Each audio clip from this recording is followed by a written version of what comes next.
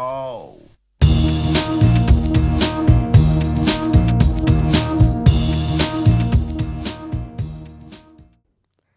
Happy holidays from the Badass Records podcast.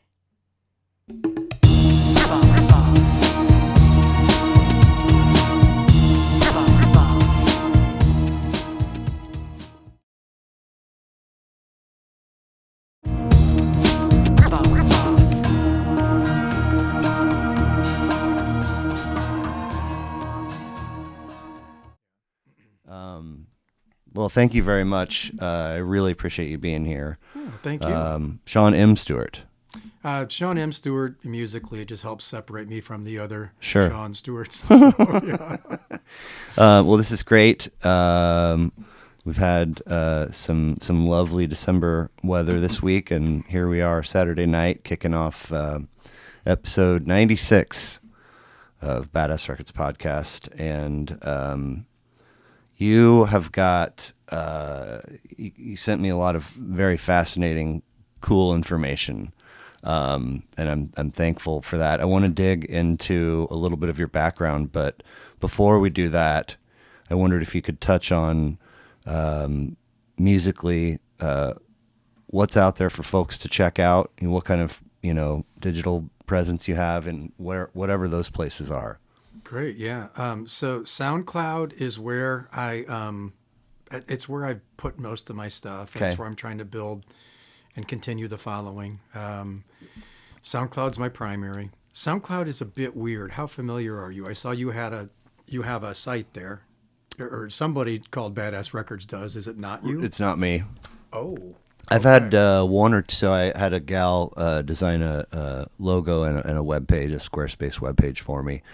And then I've had at least one, if not two, institutions be like, "Hey," in an email, and there's a link, and you go, and there's a pay, it's like, oh, I could bail on what I have and move it all here, but Yeah. I worked with a human being to make this happen, so it's like weird.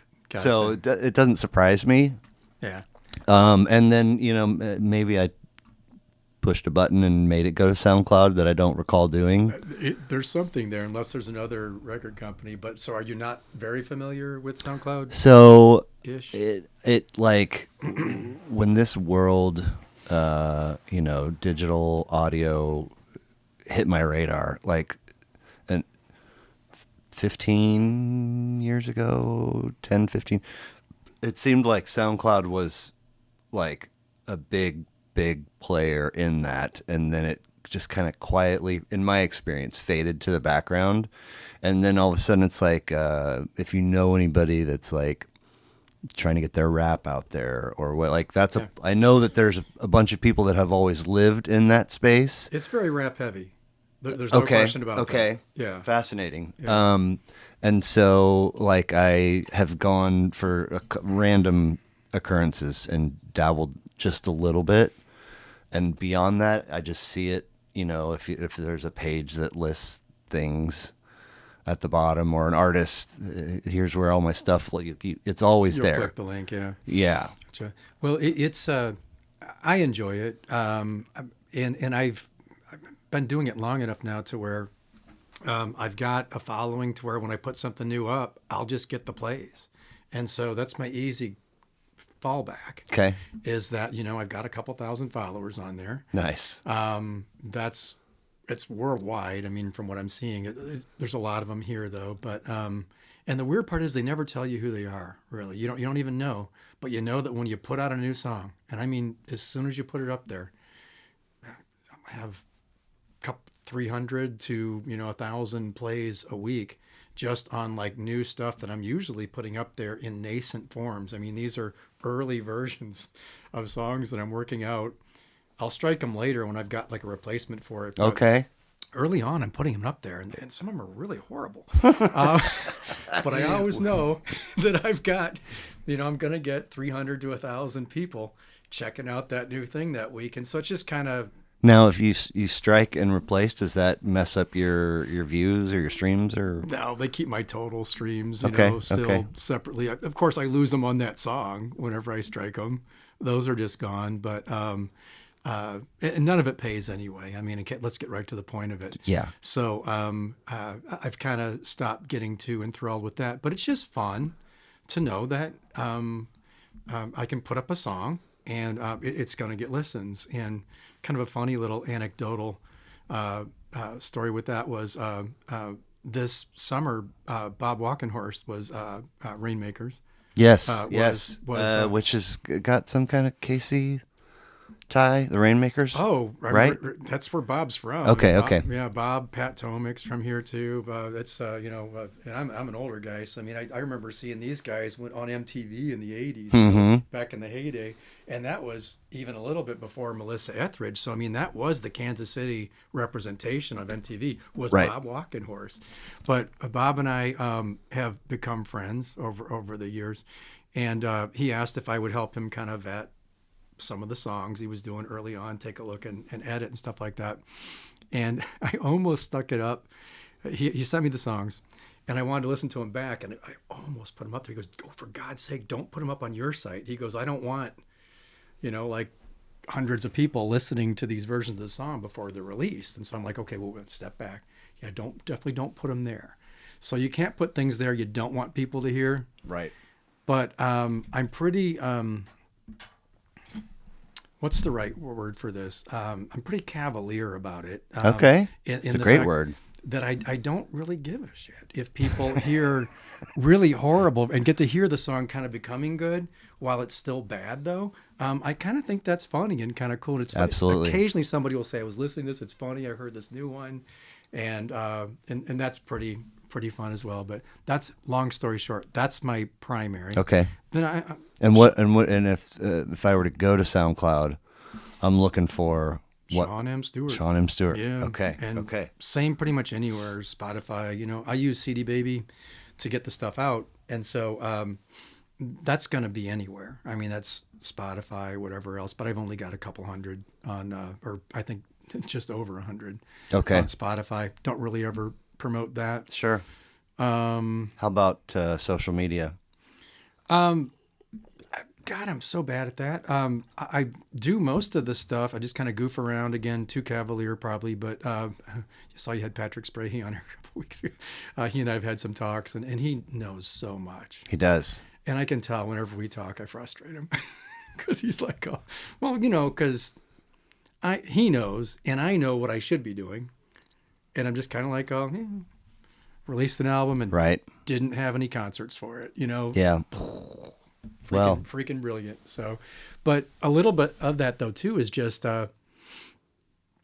being spoiled with knowing it's being heard.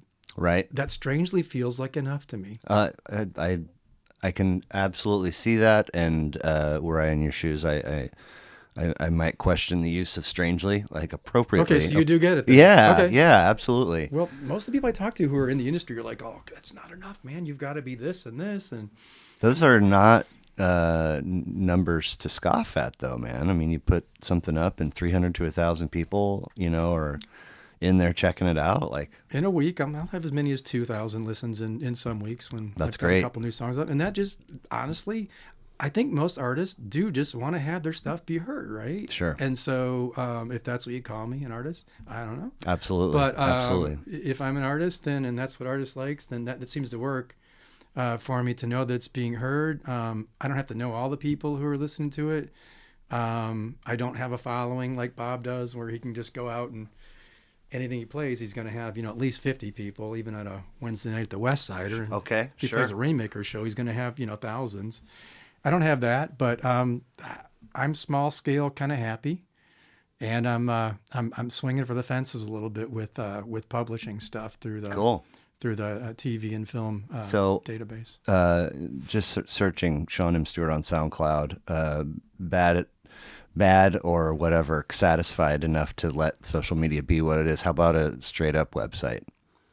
I do have the Shawn M. Stewart website. Okay, cool, and it gets a little TLC from time to time in terms of updating? Yeah, probably once a year. Okay. I mean, it's better than when you go and, in my experience, if you cross paths with a a person of interest, an artist, a writer, whatever, and then you go to their website or whatever, and they haven't done anything in 7 years. I'm like, how do you? Are they still active? Yeah, I mean, know. But anyway, About once a year, though, because when I went to release Easter Eggs was this summer. Right. I don't think we knew each other then, so you probably would have heard nothing about that. But Easter Eggs, when it came out, well, let me walk it back a little bit. So Easter Eggs was, do you know Sid Barrett? yeah, Okay.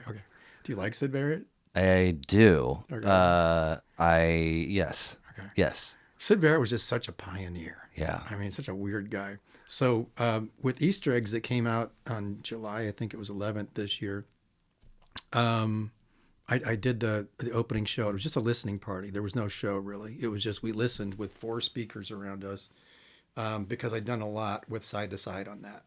Oh, cool. Yeah. It was very much in the, more than Sid's solo work, it was very much in the early Pink Floyd style of things. And frankly, I indulged a lot in the listening to it, not so much in the writing, couple songs, but I indulged a lot while listening and editing that record to make it be an experience that was super, super fun if this is your speed, when you took edibles or when you smoked, if it's legal in your state, marijuana. Right. Kind of tried to make it be like a meta experience. Cool. And embedded 42 actually hidden messages into it. No kidding. Hence Easter eggs. Yeah, those Okay. are the Easter eggs. Okay. They're in there. There's no way in hell you're ever going to catch them if you're just listening on your own and doing it. But they're all there. And if I ran it back for you, I could show you where they were, and you'd be like, "Oh my God, yeah!" You know what I'm saying? Cool. But, But it's there. So if you're ever really, really bored for like 2 weeks, get some edibles. You're sick, COVID or whatever. Right. Just take some edibles, put on headphones, and write down as many of the phrases as you can find. And I've got a checklist on them too. Interesting. So, yeah. Interesting. The biggest one, I would think the average music fan, rock fan would know would be the Gray Gig in the Sky off of Dark Side. Yeah, probably. If you're hearing this whisper, you're dying in a much quieter voice than I just used, amidst this sort of crash that has just happened. It's been built up to this whole, and then it comes down and you hear this whisper, you're dying. Like, I'm sorry, what was that? What? Yeah. So, there was somebody talking, play it, but but that. Well, there's talking in a lot of that record. And, Yes. I mean, I don't know the history of this specifically. I think they borrowed some of that from the Beatles because I know there was Beatle talking a lot of times, in the records to just have those convos going in the background.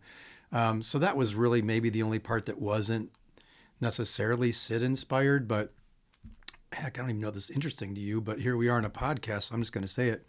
My wife and I were, on weekends, we would take an edible and just listen to music together. Cool. And we were doing Pink Floyd and the ones that you would think of, Yeah. right? Especially, Piper at the Gates of Dawn. And we're just kind of got tired of it. We'd heard it enough or whatever. And so I'm like, I'm just going to write one. Ended up being 6 or 8 months. I'm just going to try my darndest to tap into Sid's Wi-Fi signal. And I'm going to try to write what he would write if he was alive today. Not trying to write a 1966, 67 version of what he was doing, which I had done before. But this time, just what would Sid do if he was writing with all today's technology and using all of that? So, yeah, I left it with you now, so you got a chance to listen later. Yes, but, yes, thank you. There's a lot going on in that, and it's all pretty weird. Not much linear. It's just a bunch of lyrics that really don't make sense. You left it with me on Little drive. flash Yeah. drive, but Yeah. while I have Pop in my hand. Pop. Oh, we got cameras. Yeah. I Yeah. heard about that Yeah, podcast. Their camera. 2 of them, no less. Yeah, one for me, one for you. Darn, that's awesome. Makes the editing not short. Oh, you added those too? Yeah. Yeah, I'm told there's a chat, whatever, that will do it for you, but I'd rather pick when it, I didn't even see that option when I was looking in the places I was kind of checking out some of your old. Where is it an option? Site only, maybe on the website. And there's audio and YouTube embedded in each episode. Okay. So you can find them there, or you could just go straight to YouTube if you chose. But yeah. Darn. So Easter eggs, this year, 2023. You wanted to show some the T-shirt. Yeah. And then Pop was 2021. 2022, I was being kind of a brat, just a spoiled baby, and didn't release anything. I have the songs for it, Easter eggs right there. I definitely still have all the songs that I wrote in 2022, but I just didn't release a record because I was, at that point, just being an artistic baby. I just didn't feel appreciated. So I'm so much older now. Oh yeah, and then That's my side project, the Critters. so Shawn M, Stewart, SoundCloud, Easter eggs, and Pop are all you. Yes, those Okay. are just me. Okay, and then Critters doesn't have a record out yet, but they've got a presence on the main one again is on SoundCloud, but they've got Spotify as well. You just got to spell it that way with a Z. With the Z, and then you can find the Critters. Have you heard a Critters song yet? No, I don't think I have. Yeah, Critters are they're something. They're furries. Oh yes, you mentioned that. Yeah. At first I was like, did he mean to use that word? And then I think you did mean to use that word. So there's costume and okay, and makeup. Wow. Oh yeah, I do the whole. How yeah. often are they performing? We do vampire booking. It's by invitation only, and so Okay. So That's what vampire booking means. that's what I call it. Okay. You gotta invite us in, like a vampire. Right. You can't just Didn't go in. invite you this time, Max. So Any Lost Boys fans? we do vampire booking. Oh, the Dawn Yoder from Bad Ideas has. You need to have her on sometime. She's amazing. She's a punk legend here, but she's in our band as well, and she's Would you come? Oh yeah, Cool. I think she would. I think she would. I mean, she's a little guarded, Hey, but we I'll all tell are her- in some sense. I'll tell her you're okay. So Okay, thank I you. think that'll fly. Thank you. And I'm just seeing Brothers Karamazov. Yeah, Have you read it? not in its entirety and not for a long time. Okay, that's my favorite Dostoevsky. Okay. Yeah. Okay. If you're talking to somebody and they tell you that they have a favorite Dostoevsky, you're talking to somebody that's intelligent. I mean, his stuff's layered, right? And It sometimes is. a little rough. Yeah. To if we're talking Easter eggs, to connect dots and so forth. Yeah, but you'll never get as many just memorable quotes that tell you about what life's about as you will marking up any of Dostoevsky's book. Okay. Yeah, I mean that's my favorite. Of course, I love Notes from the Underground. Love Crime and everybody knows Crime and Punishment. Sure. I'll assign that at some point, but Notes from the Underground, Medeski, Martin and Wood's first album, titled in honor of really for Dostoevsky. Yeah, and it is like, never again would they even come close to producing a traditional jazz record. Mm-hmm.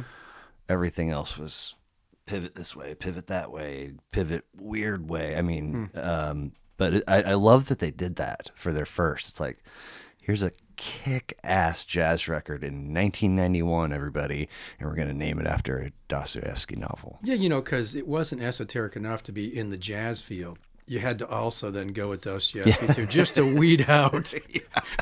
Just so everybody's clear, you're not supposed to be here. Go, Right. everybody else. One in we're 1,000, you might slide right. Who Yeah. doesn't respect that? Though? Yeah.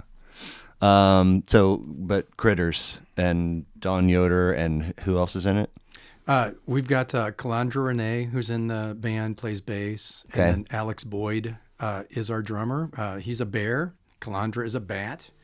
Dawn is a cat. And I am a raccoon. And, I can't really, it's not going to be big enough for the big screen, but I'm going to show you, because we played a gig last weekend. Okay. And I'll show you the full regalia here that comes with a Critters. And so gig. everybody is responsible for his or her own costume and makeup.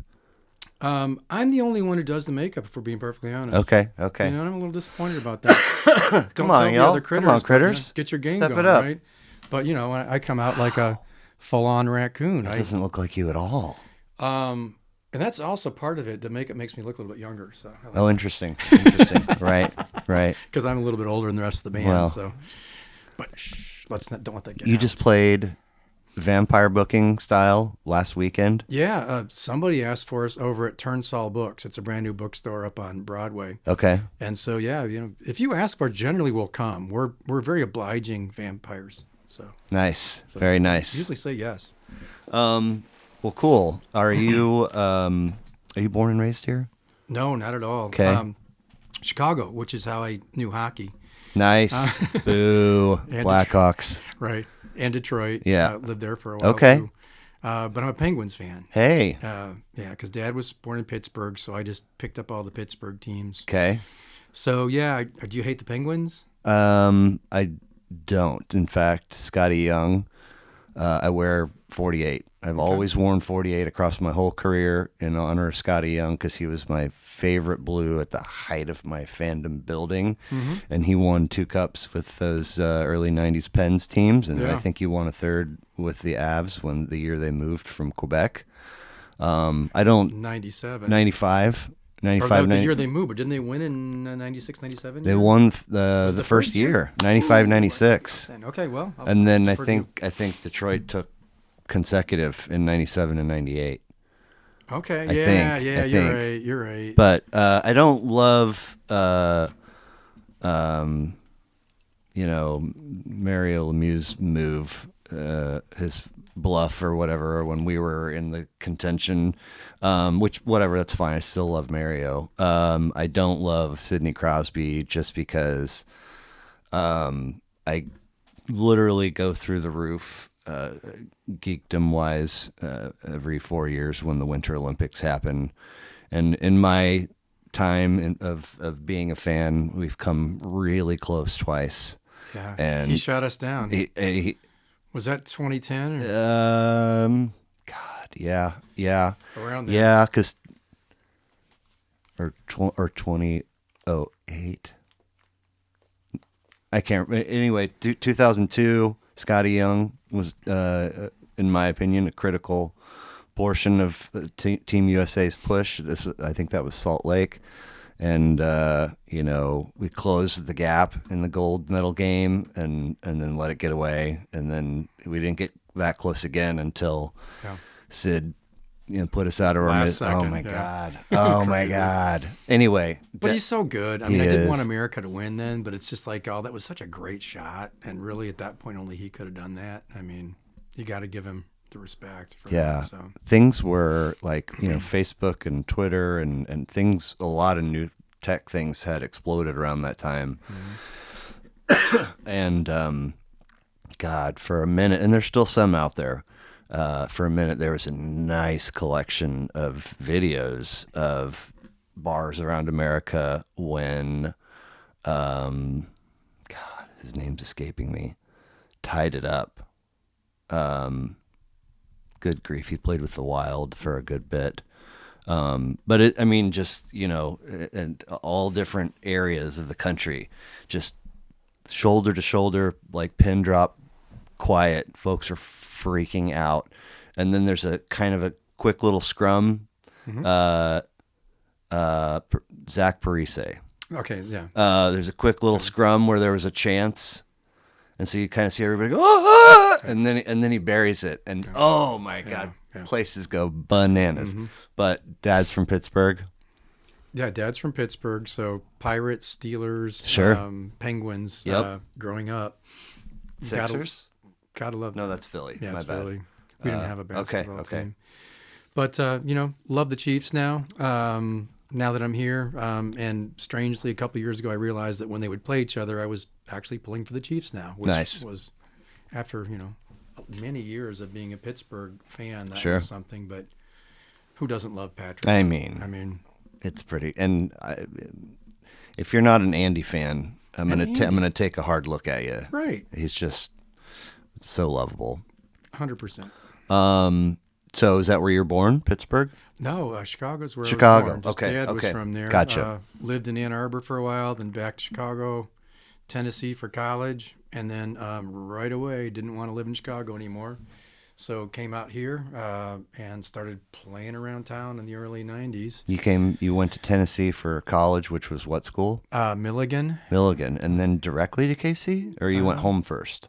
I mean, home to basically unpack and all Okay. that kind of stuff, get my stuff together. Okay. But I was out pretty quickly. I mean, folks that I've met, mostly here now, that are from Chicago, like their Chicago love is immeasurable, and they talk. If they're not going back for a visit, they're talking about it nonstop. But you were like, that's enough for me. Well, no, not necessarily. My family's still there, and I still get up there once, twice a year. Okay. For the Italian beef, mostly. Nice. And Bucket of beef. yeah, the pizza and stuff like that. But I mean, so I still get my fill on it, but traffic sucks there. Yeah. It's really, it's horrible, and so it's so much more doable here.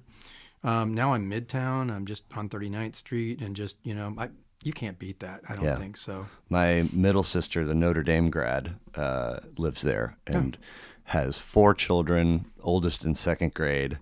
And I learned in one of our earliest visits there, like if they have errands to do on Saturday morning, their goal is to be home and done with them by 10 a.m. because otherwise traffic sucks for the whole rest of the day. I'm like, that's crazy. The traffic is taking up that much bandwidth in people's minds. Where do they live? They live in Lincoln Square. Okay, all right. Yeah, that's in the heart of it. I mean, it's a cute little whatever. I remember there's an actual Lincoln Square with like shops and spots for people to gig. And we've gone down there and listened to live music with all the kids. And so born in Chicago, siblings? Yeah, one sib moved out here though. He came to KU and never left Lawrence. Okay. From Chicago after I came out here. Great freaking town. It's an amazing town. And then the other brother though lived here for a couple of years, but is now back in Chicago. Okay. And Okay. almost all my cousins are. So. And how did mom and dad meet? Do you know?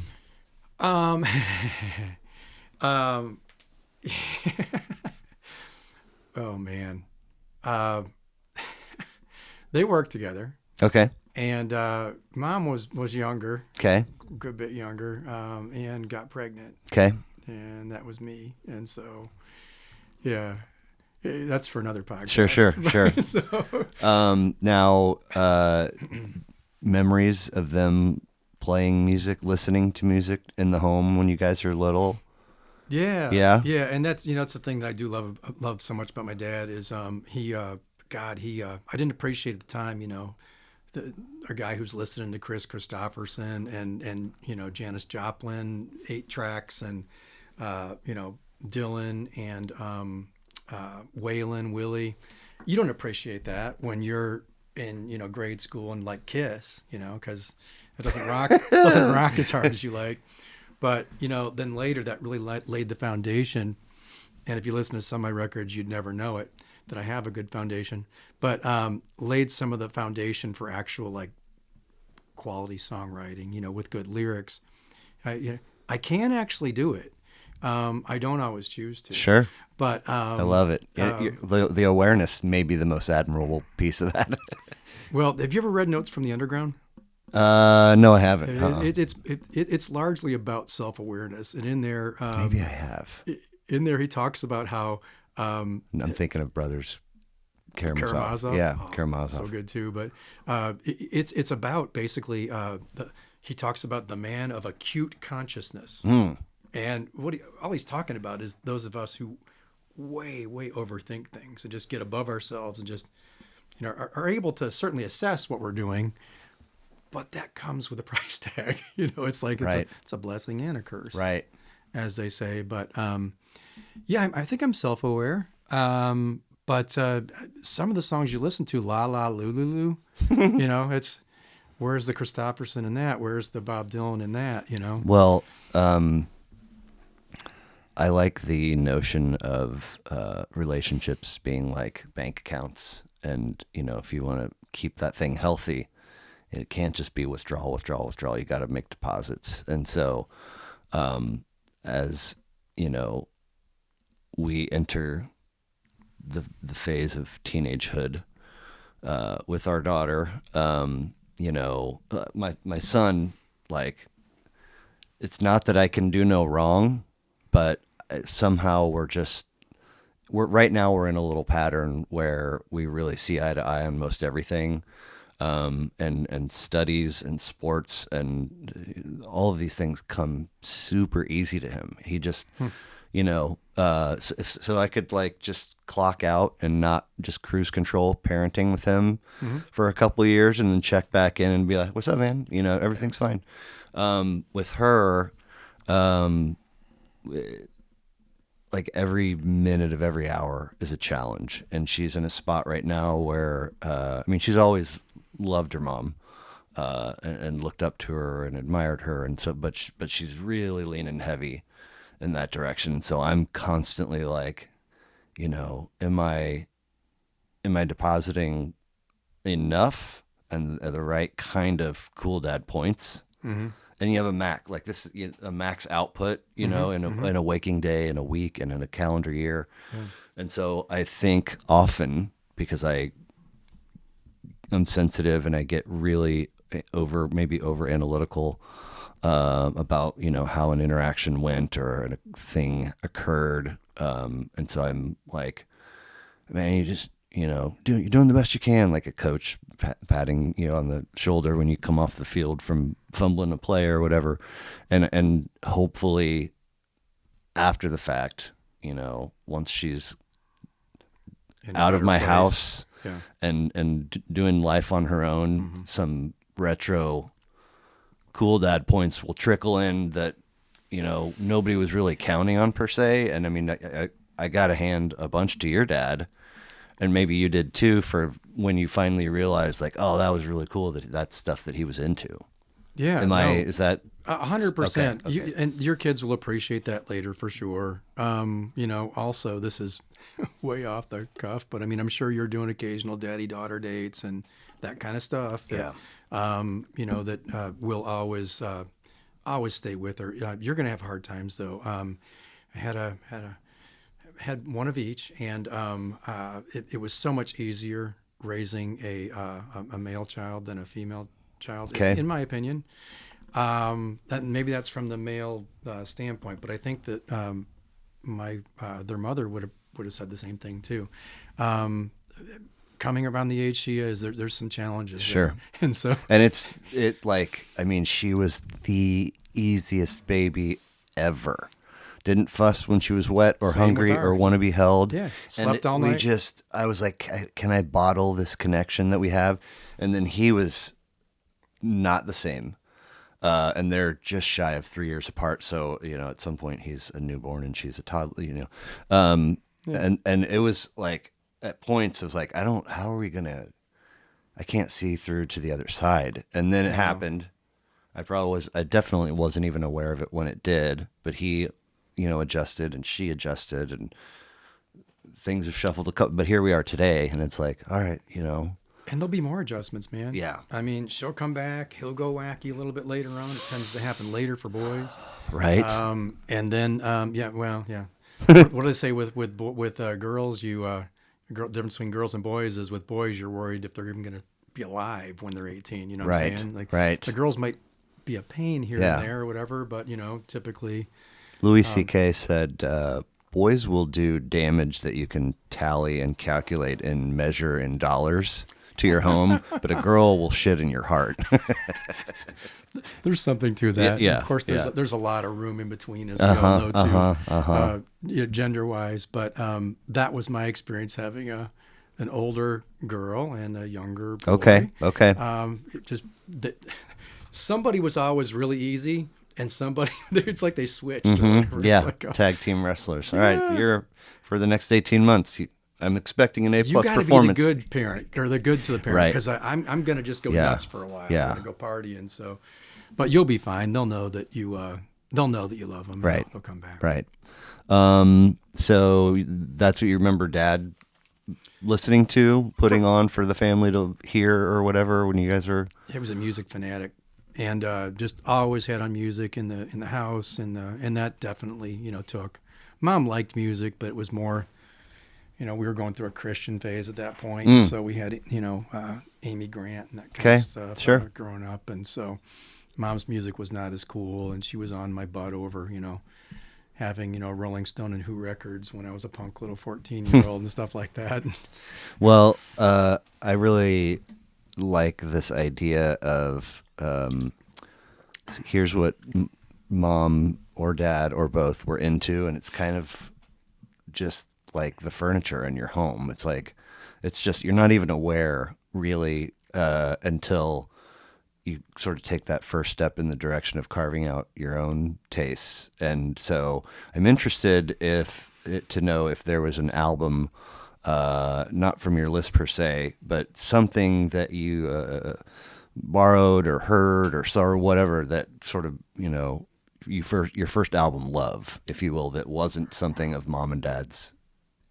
Oh, aside from them. Yeah. Okay. Or something out of their collection that you really, The one from theirs is a lot more impressive than the one that I picked on my own. Okay. So, Okay. Let's start there. Again, I'm growing up. I'm in grade school in the 70s, and so Dad had the Blue album and Abbey Road. Okay. He tried them. That really wasn't his speed. Okay. He was more into folk and more into what you'd call now Americana. Right. I mean, I think that is The Dad's yeah. thing to this day was Americana, and so he heard a lot about the Beatles, wanted to check them out, whatever, and I got it. Next thing you know, as a first grader, to play the Blue album, double album on my little Fisher Price, and Cool. yeah, because he just didn't care for it that much. So that was the most important record that I got, and that early on was super, super important too. And I remember right away, just at Strawberry Fields and I Am the Walrus changed my little life. I love it. Psych was my favorite music from the get-go. Okay. And I don't know, that's because I was born in those Psych years. 66, 67 was when Psych was Piper and going full Saucerful. bloom, and Yeah. yes, exactly. Yeah. And after that, it kind of died off too. Everybody Sure. said, well, we've had enough of that. That's, I mean, all due respect, and everybody's stuff is different from one another's, but like I in my Floyd self-imposed student era, where I was like, I gotta know front to back, I gotta know the whole discography. Wow. Piper and I don't revisit those two because they're don't? not for me. Yeah, and the Final Cut, you can keep that one too. Okay. But everything else in between, I like all of it. Okay, so you're just not, Psych doesn't really strike you like it struck me. I don't think so. You may not love Easter eggs. Okay, well, but it may be worth a listen, and there's a couple of pop-ish type songs on there, but here's the thing: is that I'm taking the lid off of Pink Floyd and going down, on my own after FM radio gave me precisely what you're imagining it gave me. Tracks. All the tracks you would think. And so it's like, okay, this outfit is so amazing that I got to know the whole thing, and I'm going to start chronologically because I'm a nerd. So I go back and I'm like, what is this? And then I go on to Saucerful. I'm like, are we just going to do this till Dark Side? And then whichever's Adam Hart Mother, whatever's next, I was like, okay, now we're talking. And so I have no preconceived, I haven't listened to your stuff. So I could be like this. I dig this. You know what I mean? Okay, well, I doubt it. Because that was the moment. I mean, I can still picture being in Ann Arbor on my little Fisher Price, do you know what I'm talking about? Those little with little the plastic colored ones? Yeah, the green and a big fat needle. fat needle. And it played records? Oh, yeah, it played it just fine. You had to be putting 45s on there. Usually, no, you could also play that. It did both, man. There was room around the back? Yeah, it was just opened up, so I could do both. Just of course, younger, you only had 45s, but I mean, when I got that, I just wore that sucker out, and I'm like, oh, I really just dig this, and still feel like, in terms of consciousness and all that kind of stuff, like we've never been at a higher point than we were 66, 67. Literally. Right, yeah. But after that, we just became kind of regressive. It's like, the hippies started to sell out, and, it just, anyway, I mean, do you know I'm sure you do, the story of Sid showing up at the studio when they were recording, wish you were here? Yeah, I do. And I think that's when the eyebrows were Shaved shaved. his eyebrows, and like bald. And Roger, I don't remember, one of them like didn't even recognize Who's that him. guy? Yeah. Yeah. And they're like, he's like, I'm the reason you guys are here doing, he didn't say those words, but that's what he was, Yeah. So weird. It is pretty weird. But yeah, love that. That was a life changer. No, the first one that I bought, God, this is not at all a badass record, was Kiss Alive 2. They're all badass because Okay. at one point you had love for them, right? Or maybe did. you still do a little bit. That's what, and the thing is like, I don't know how many years I wore the costume of music snob, but it was a lot of years. Yeah, I want to hear some about that. Well, I got some questions. And so, one of the reasons why this is a thing is because, let's discard that lens and at least look through a different one. It doesn't matter what. And so, what are the badass records for Shawn and Stewart? So it absolutely is badass if you loved it at some point. I did. I mean, I dressed up like them. I was putting on the makeup. It was early. It was early critters. Yeah. So it was helpful for that. For that aspect of it. But I don't know. People expect.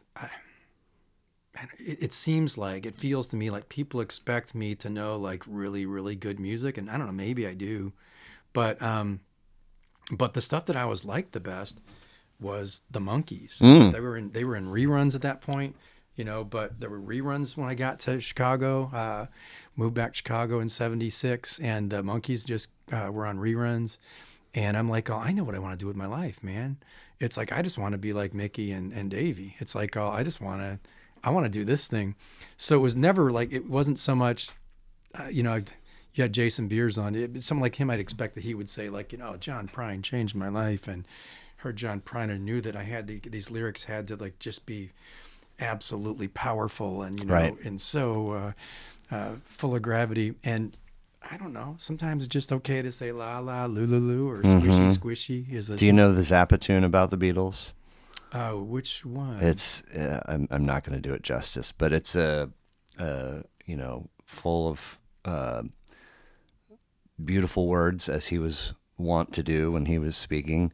And it's not for me, basically, them and their thing, because it's sort of putting the message out there that you got to have an outfit and a line of products you're peddling and a T-shirt that goes, et cetera, et cetera. And to close the quote, he's like, to be honest, I prefer the music of the Monkees. He says that? Yeah. Oh yeah. my God. Yeah.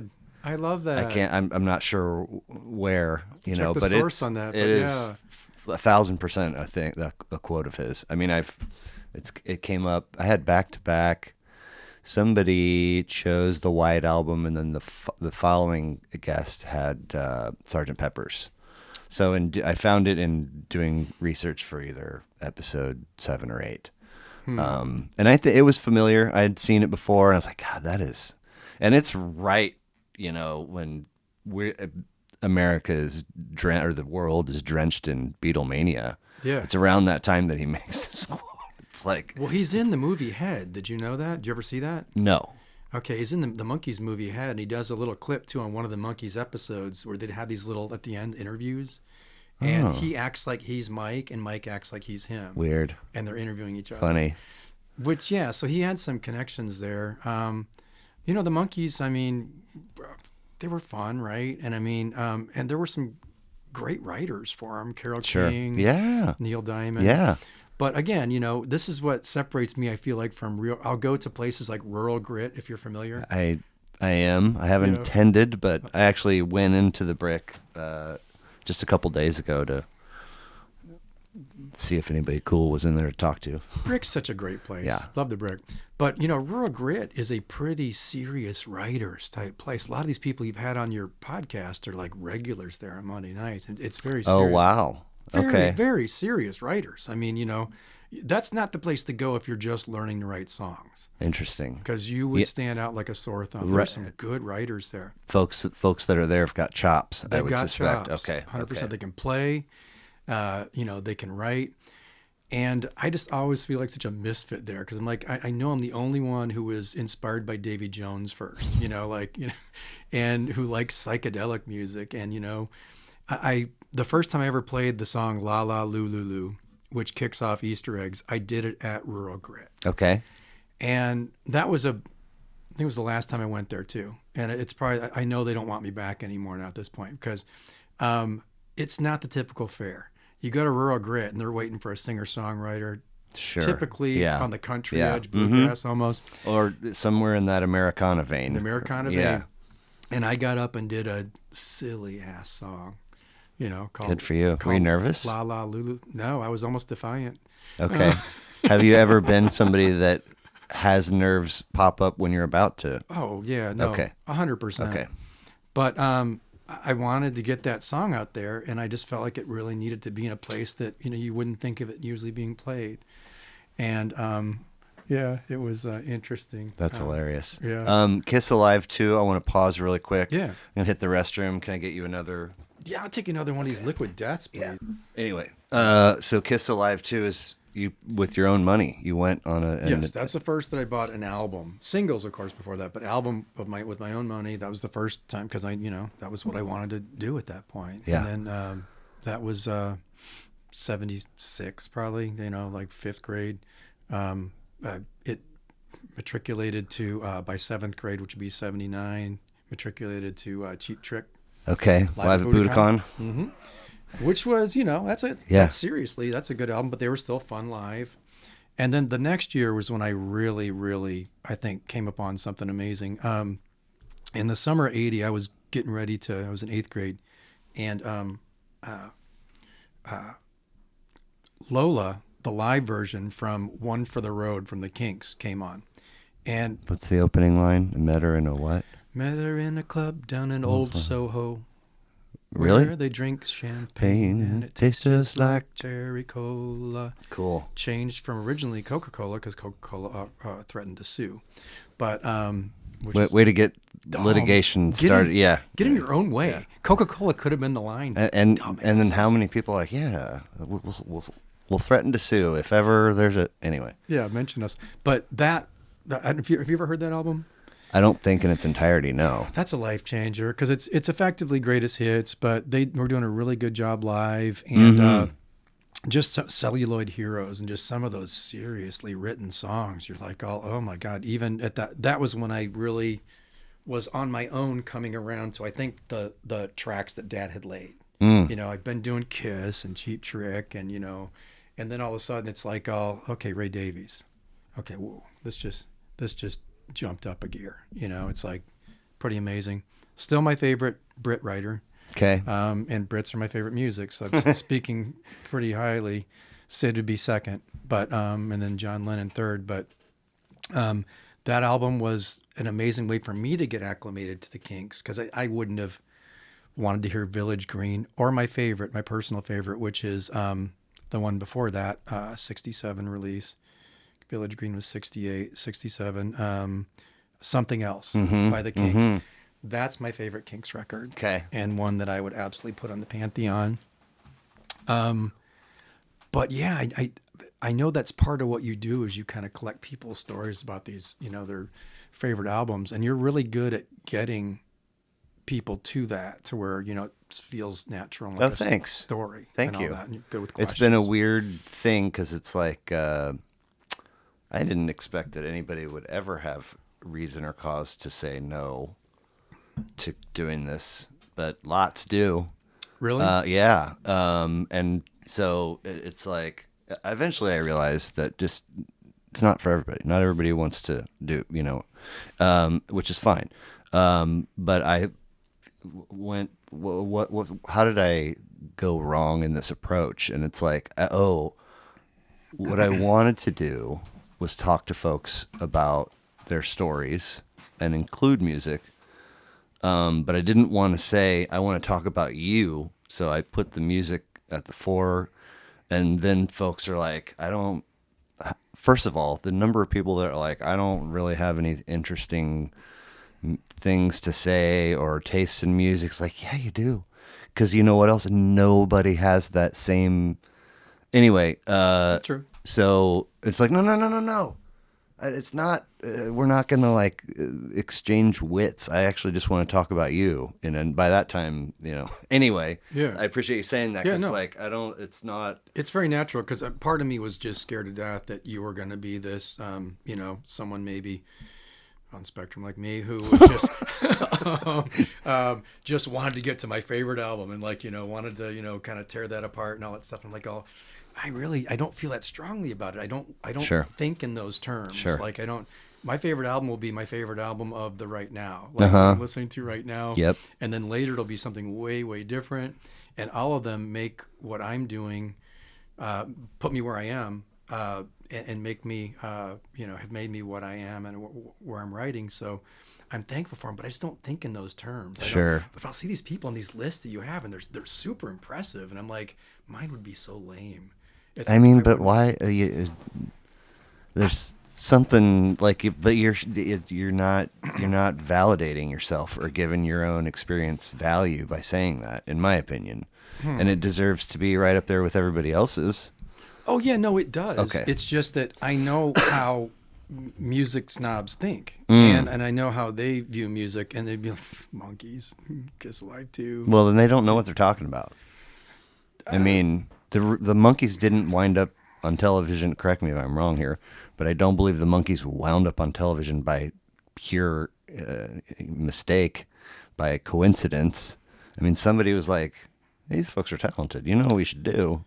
But they were actors, though. That was it, right? I mean, yeah, they all played a little bit. But I mean, they and this was the whole fight that happened with the Monkees, too, was that, the inmates took over the asylum. Okay. Is how they said it. And, these guys were hired just to imitate a band.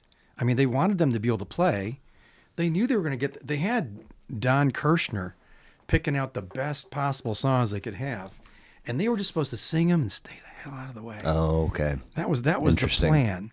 And then Mike, especially, I think, got everybody all worked up because he was like a legit songwriter. Yeah. He was like, let's just do this on our own. We don't need these other people. Right. They're not letting us play our own parts. But I mean, that's the thing too. Peter Tork talks pretty realistically about that. When they're not letting you play your own parts, but they that we speak of is the Wrecking Crew, or Carol Kay, Glenn Campbell, is the people that were putting out the record crew type things. Nobody can play like them. Right. They're going to get that in one take, and it's going to take you 10, 20 takes. 30. 30 takes, right, whatever.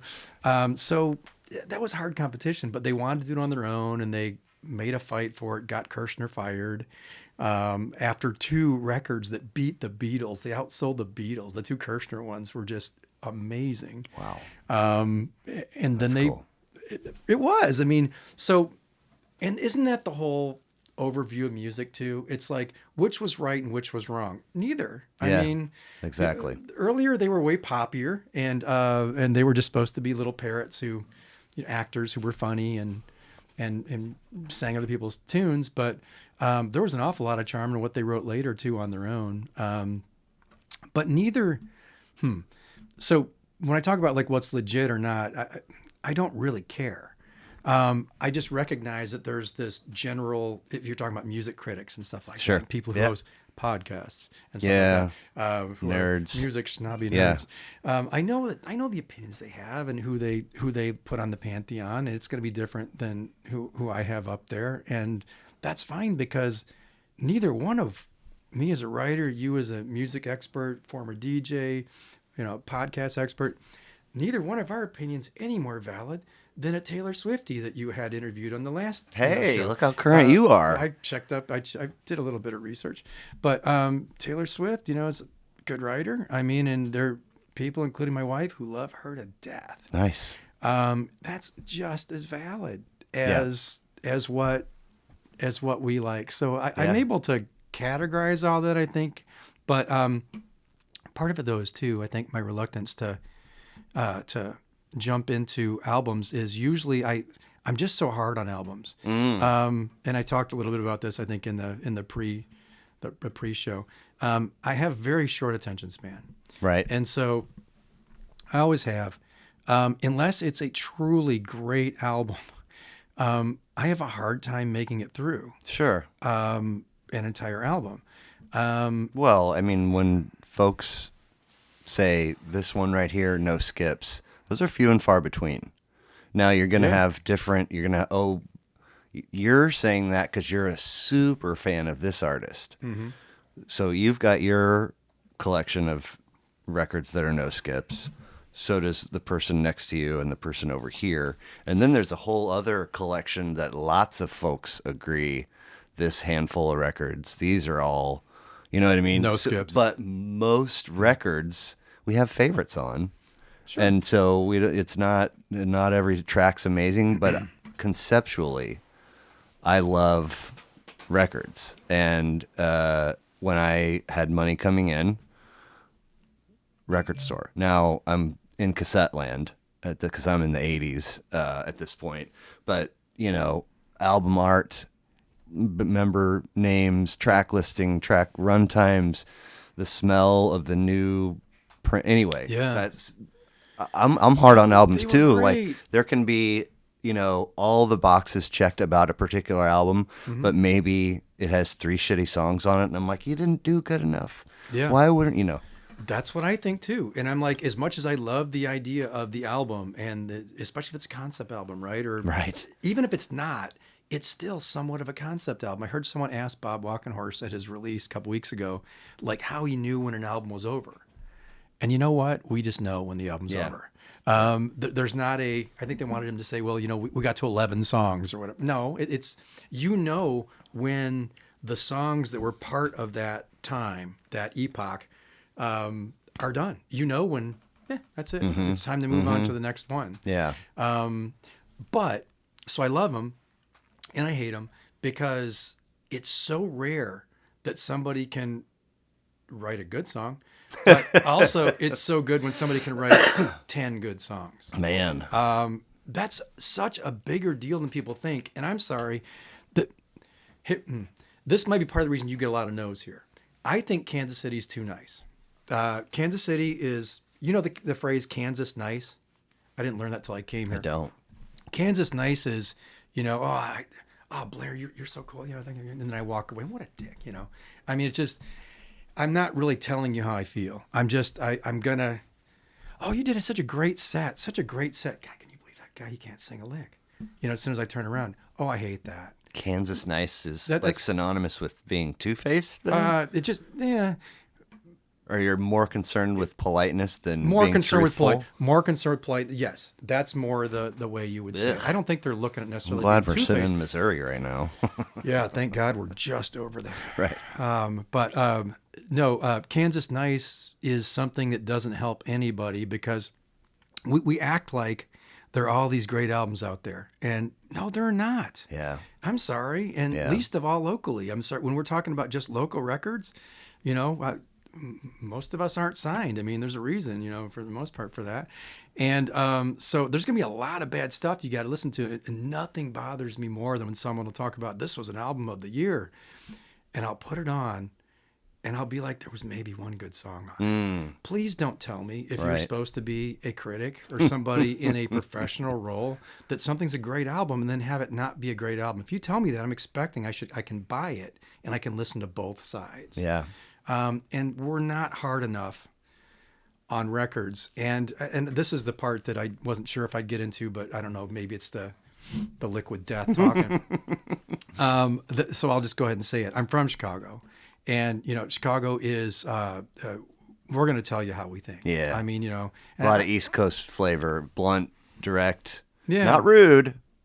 I mean, it can flirt with rude. Can be. But I mean, we're not going to just act like you're not owed me liking you right away. You know, it's just like, I don't know. Yeah. It's like when when I've gone to Eastern Europe in the past, you know, these are mean people. They just seem so angry and isolated. No, they don't know you yet. Yeah. And it's like, why do we smile at people we don't know? I guess it's nice. I don't know.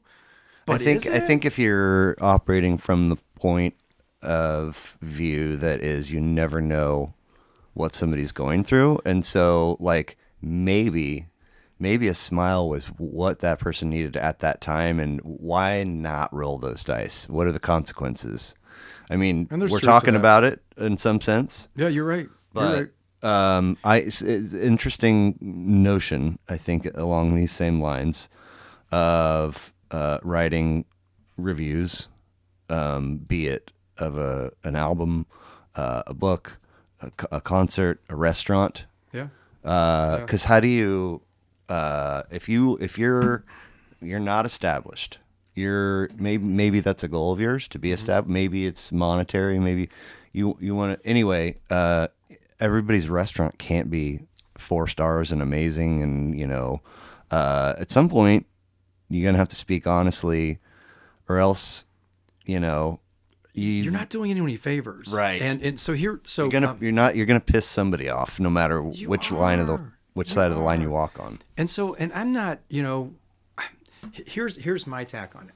So when if somebody plays or shows me a song, and that happens a lot, I'm always going to try to say something nice about it. I'm always going to say something nice about it. There'll be something good about it. Sure. That's cool. I like that. Yeah.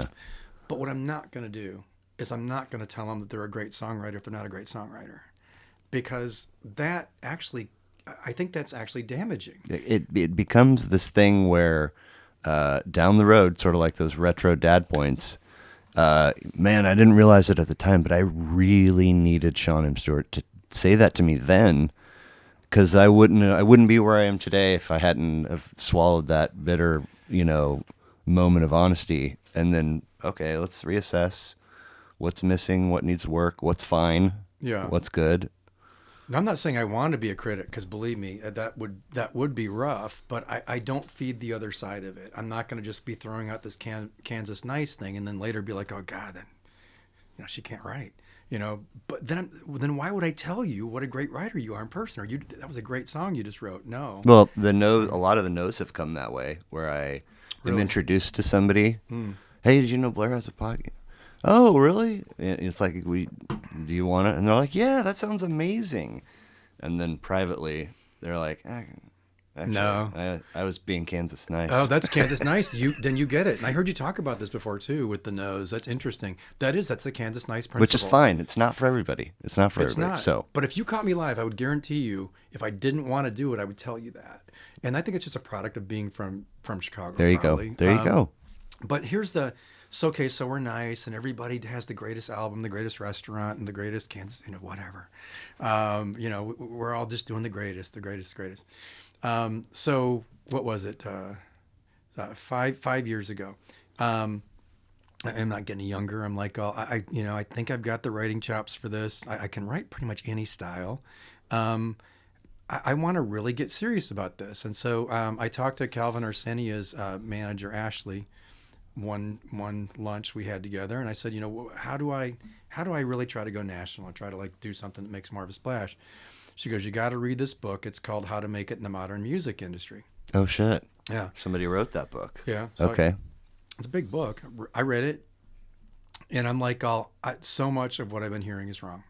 And a lot of that, came from Kansas nice, well-intentioned people,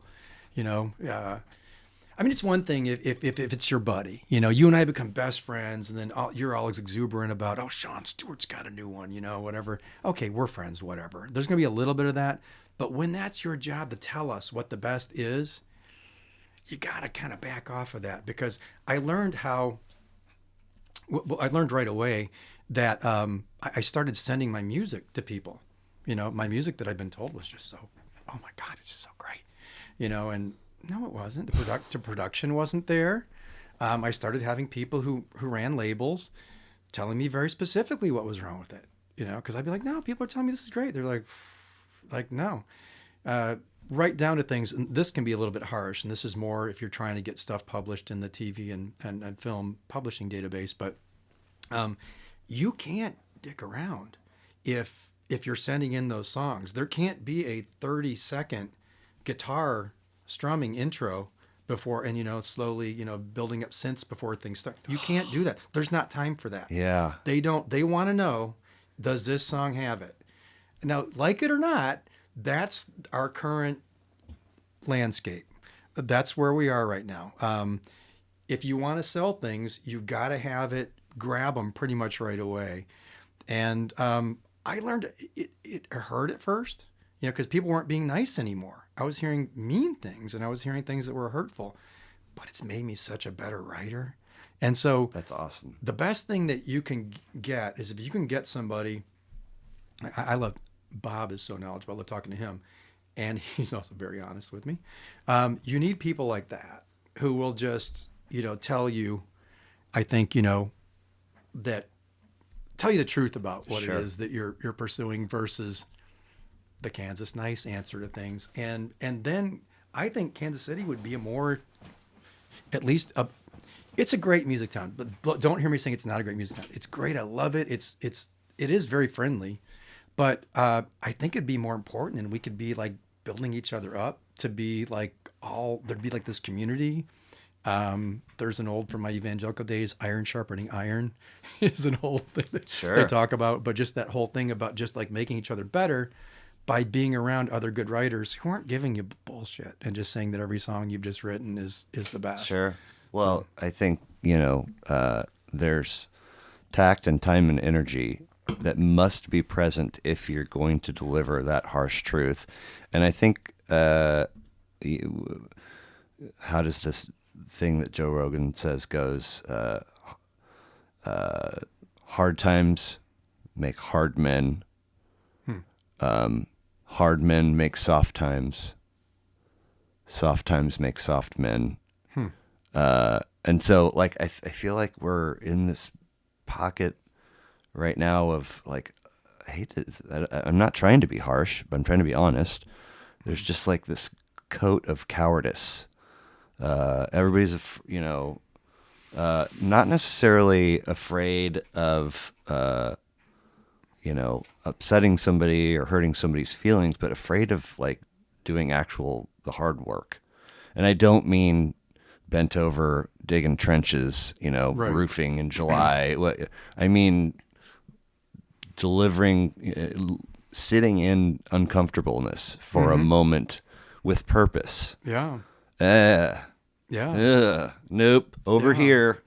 Right. That's But if all we ever hear is positive, we're never going to get the full, landscape of it. Brene Brown, if you know that, Yeah. the researcher, talks about how if you try to you can cut out in life all of the hard things and all of the pain. You could numb it. You have ways to numb it. And as soon as you do that, you've numbed all the beauty and the wonderful things too in equal proportions. There's a saying going around my work environment right now, and I'm seeing it a lot. And it's, if you only ever did all the things you don't want to do, you would have everything you wanted.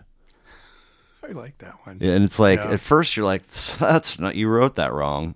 Yeah. And then you're like, oh, yeah. Putting the work in. Yeah. It's about putting the work Anyway, I want to get back to the Kinks, but first, Yeah. first show. First show I went to? Yeah. Whether This it's is perfectly Shawn typical. Bee Gees. nice. Bee Gees. Where? 79 when I was 13. With family or friends or Yeah, both? with family. My cousin and I went, and my two younger brothers. But yeah, so yeah, I don't even have a cool, because that was disco era Bee Gees. Now, Yeah. I like early Bee Gees. Okay. But I'm not a big fan of disco era, and that's what I was catching that night. So yeah, not a very impressive one. Dude, I think that's the coolest first show Really? ever. Yeah. I think the late 70s, early 80s, by the time they're hitting my radar, I think their days are numbered. Yeah, it was toward the end. But Yeah. I was like, what is, like, I didn't know that I had groove and move in my core until, Till Bee Gees. yeah. And I wouldn't, what's hitting me when I'm hearing them is the amazing pipes. And I don't realize that all the groove is like scratching all my itches. I'm hearing those pipes and being like, that is cool. Recently, God, it's the name of the tune is escaping me, but I saw like a TikTok or an Instagram or something where they've broken all the tracks apart in this Bee Gees tune. It's the one that opens with I think it's Night Fever. Is it Night Fever? It's Night Fever. And so you got this, and then you got like a fat bass line and some keys. And I'm going, no wonder I liked that so much. Because when, it's putting in, there's some work being put in there to make that little sort of comfy outfit happen. Well, unfortunately, back in the context of time, by 1979 and 80, there was in Chicago a movement called Disco Sucks. And so how fucking Chicago. It's so Chicago. But so I'm like all extra jardinera. Yeah, disco sucks. Fucking disco guy. Right, what's your first concert, kid? Get out of here. Get out of here. But so it just wasn't cool back then. But when you look at it now, like so many other things, like I did a cover of a Neil Diamond song yesterday, and when you listen to it, yes, there's some melodramaticness to it and some stuff that you go, why you kind of laughed back in the day or whatever when you were a kid. But my golly, those are pretty well-written songs. I mean, it's hard to find a better build-up to a chorus than I Said by Neil Diamond. He's just screaming. By the end, you want to scream too. Have you listened to 12 songs? No. Is that the one that he did with the producer? Rick Rubin. Yeah, Rick Rubin. Is it good? It's incredible. Yeah. I mean, he sends him to a, cabin in the mountains or in the hills or something, really? And he's got his guitar and it's 6 months, and I lean in the lane of hyperbolic, so I'm good with that. And so he comes down. Rick Rubin puts it on, gives it a listen, get back up there. Really? Yeah. And he came back down and he was like, "Holy shit!" Really? It is so freaking good. It is so like. I'll check it out. But what if Rick Rubin was Kansas Nice? Would we have gotten 12? I don't think so, would we? I mean, to this day, hear old Neil Diamond and go, wow, it's the same person. How? That's crazy. Okay, I got to hear 12, apparently. It's so good. I mean, my yum might be your yuck. It's not everybody loves the same, but... I'm not if you're talking singer-songwriter, dude with an acoustic guitar, pouring truth and heart and soul out. Sounds great. Sounds great. I fucking danced to one of those songs at my wedding. Like really? That was and we did like months of ballroom dancing lessons. It started as it was like we're gonna have a cool day anyway. And when all the things, we ended up using one of the tracks from that. From 12. Yeah. Okay. Anyway. Good stuff. But, and Maurice could play bass. And Maurice could play guitar, too. I mean, there were some good instrumentals with the Bee Gees, so I'm not trying to dog it. But it's not as powerful sounding as saying, I saw John Prine first. Sure. Bob Dylan was my first concert because I'm such a songwriter. Whatever. But yeah, I'm more pop. I would say heavy majority of folks, when they hear that question, immediately smile, because most of the time that first show or first memorable show or whatever that's not their jam today. Yeah. Now most folks still have like a little bit of covet happening for that experience and that exposure, et cetera, but they're like, anyway. Yeah. I want to know if it's not too much to ask, sort of musicianship trajectory for you and that first album that you held in that first instrument that you held in your hands, sort of to today. Like, Okay. What does that look like? Okay, wow, great question. So in '77, I mom had a guitar, and I'd been watching the Monkees reruns now for a year, and I was such a little psychopath. There was an older girl across the street, Maria Villanueva, 3 years older, which was just eons older back then. You know, and she was so cool and so pretty.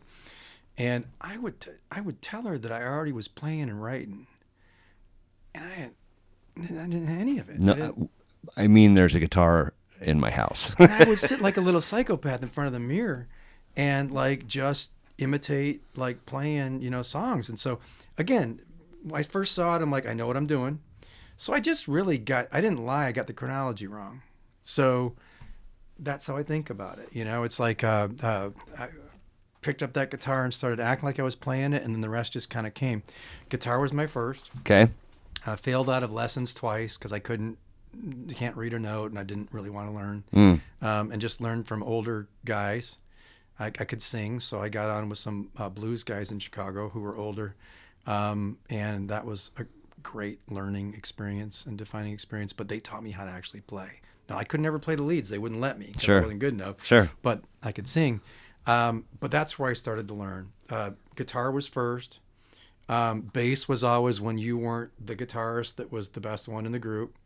You'd jump over to bass, which is a guitar, yeah, you know, without the top two strings on it. That sounds a little bit lower, as it turns out. But not to dog real bass players, which I'm not. I mean, Zappa took care of that for us also, and said every bass inside every bass player is a failed 6-string player. Did he really say that? It's like, dude, a little on the nose, Frank. Come on. Oh, ouch. Maybe too soon. Yeah. But so that, then bass, singing, of course, I mentioned that. And by college, I wanted to learn how to play drums, so I started playing drums. Oh, wow. And just, you know, picked that up too. And I'm still very basic at it, but I can record my songs because it's easier for me. I write a lot. Check out Soundcloud sometime. And you had a guest on, you were talking about how they had 90 songs in 20 years or whatever. Well, there's probably 300. Wow. And that's only 10 years. Wow. So prolific. Yeah, I write all the time. And again, I'm getting my joy because I'm sharing that and people are listening. And so, you know, that's happening for me. But it eventually became efficacious for me to just learn how to play all the instruments because nobody, and I'm impatient. That's why I have a hard time with whole albums, Sure. you know.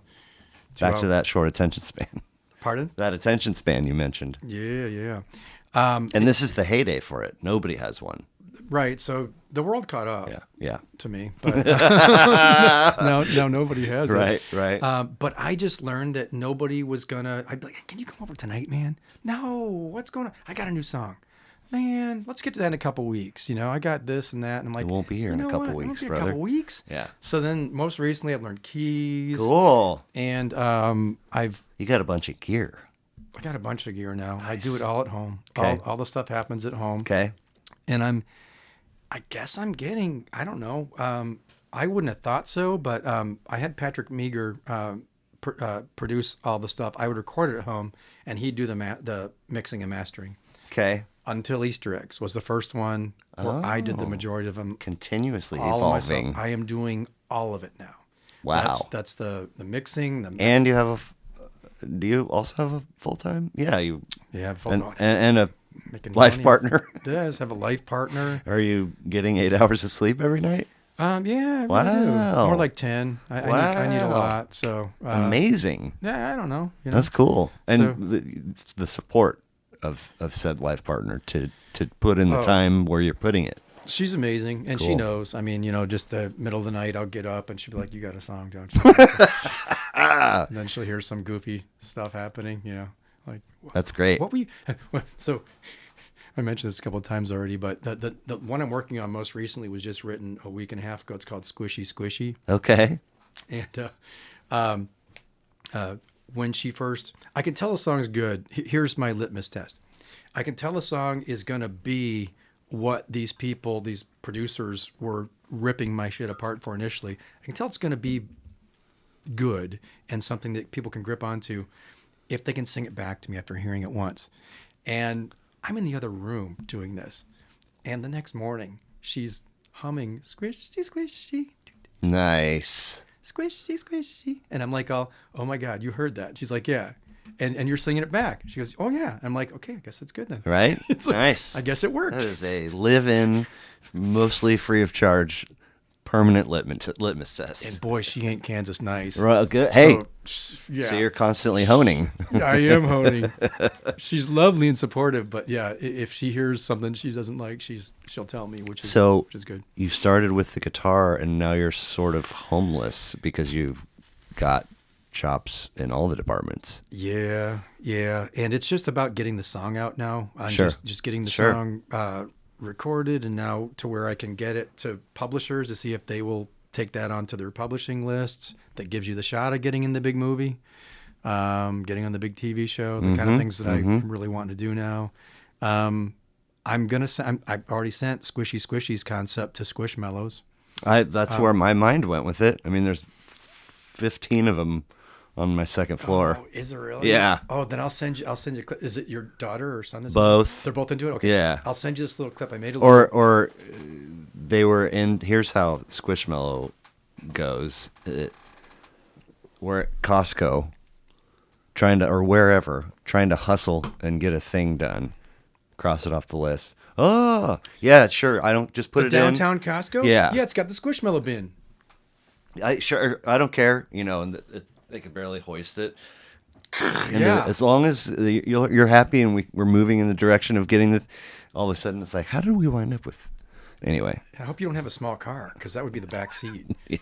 No. But that's really cool. So I think if I've got a niche now, as you start to listen, maybe you'll find this to be wrong. And don't be Kansas nice with me either. If I'm wrong, tell me. Right. But what I'm trying to be is a catchy writer.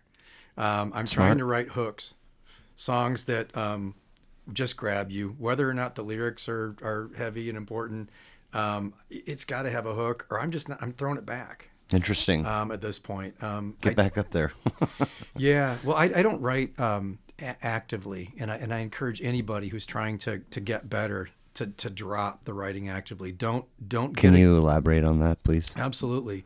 When we're young, we want to get with friends and we want to jam, and either on our own or together with a friend, we're going to write a song. Okay. Well, that's a cool chord progression, A to D to E.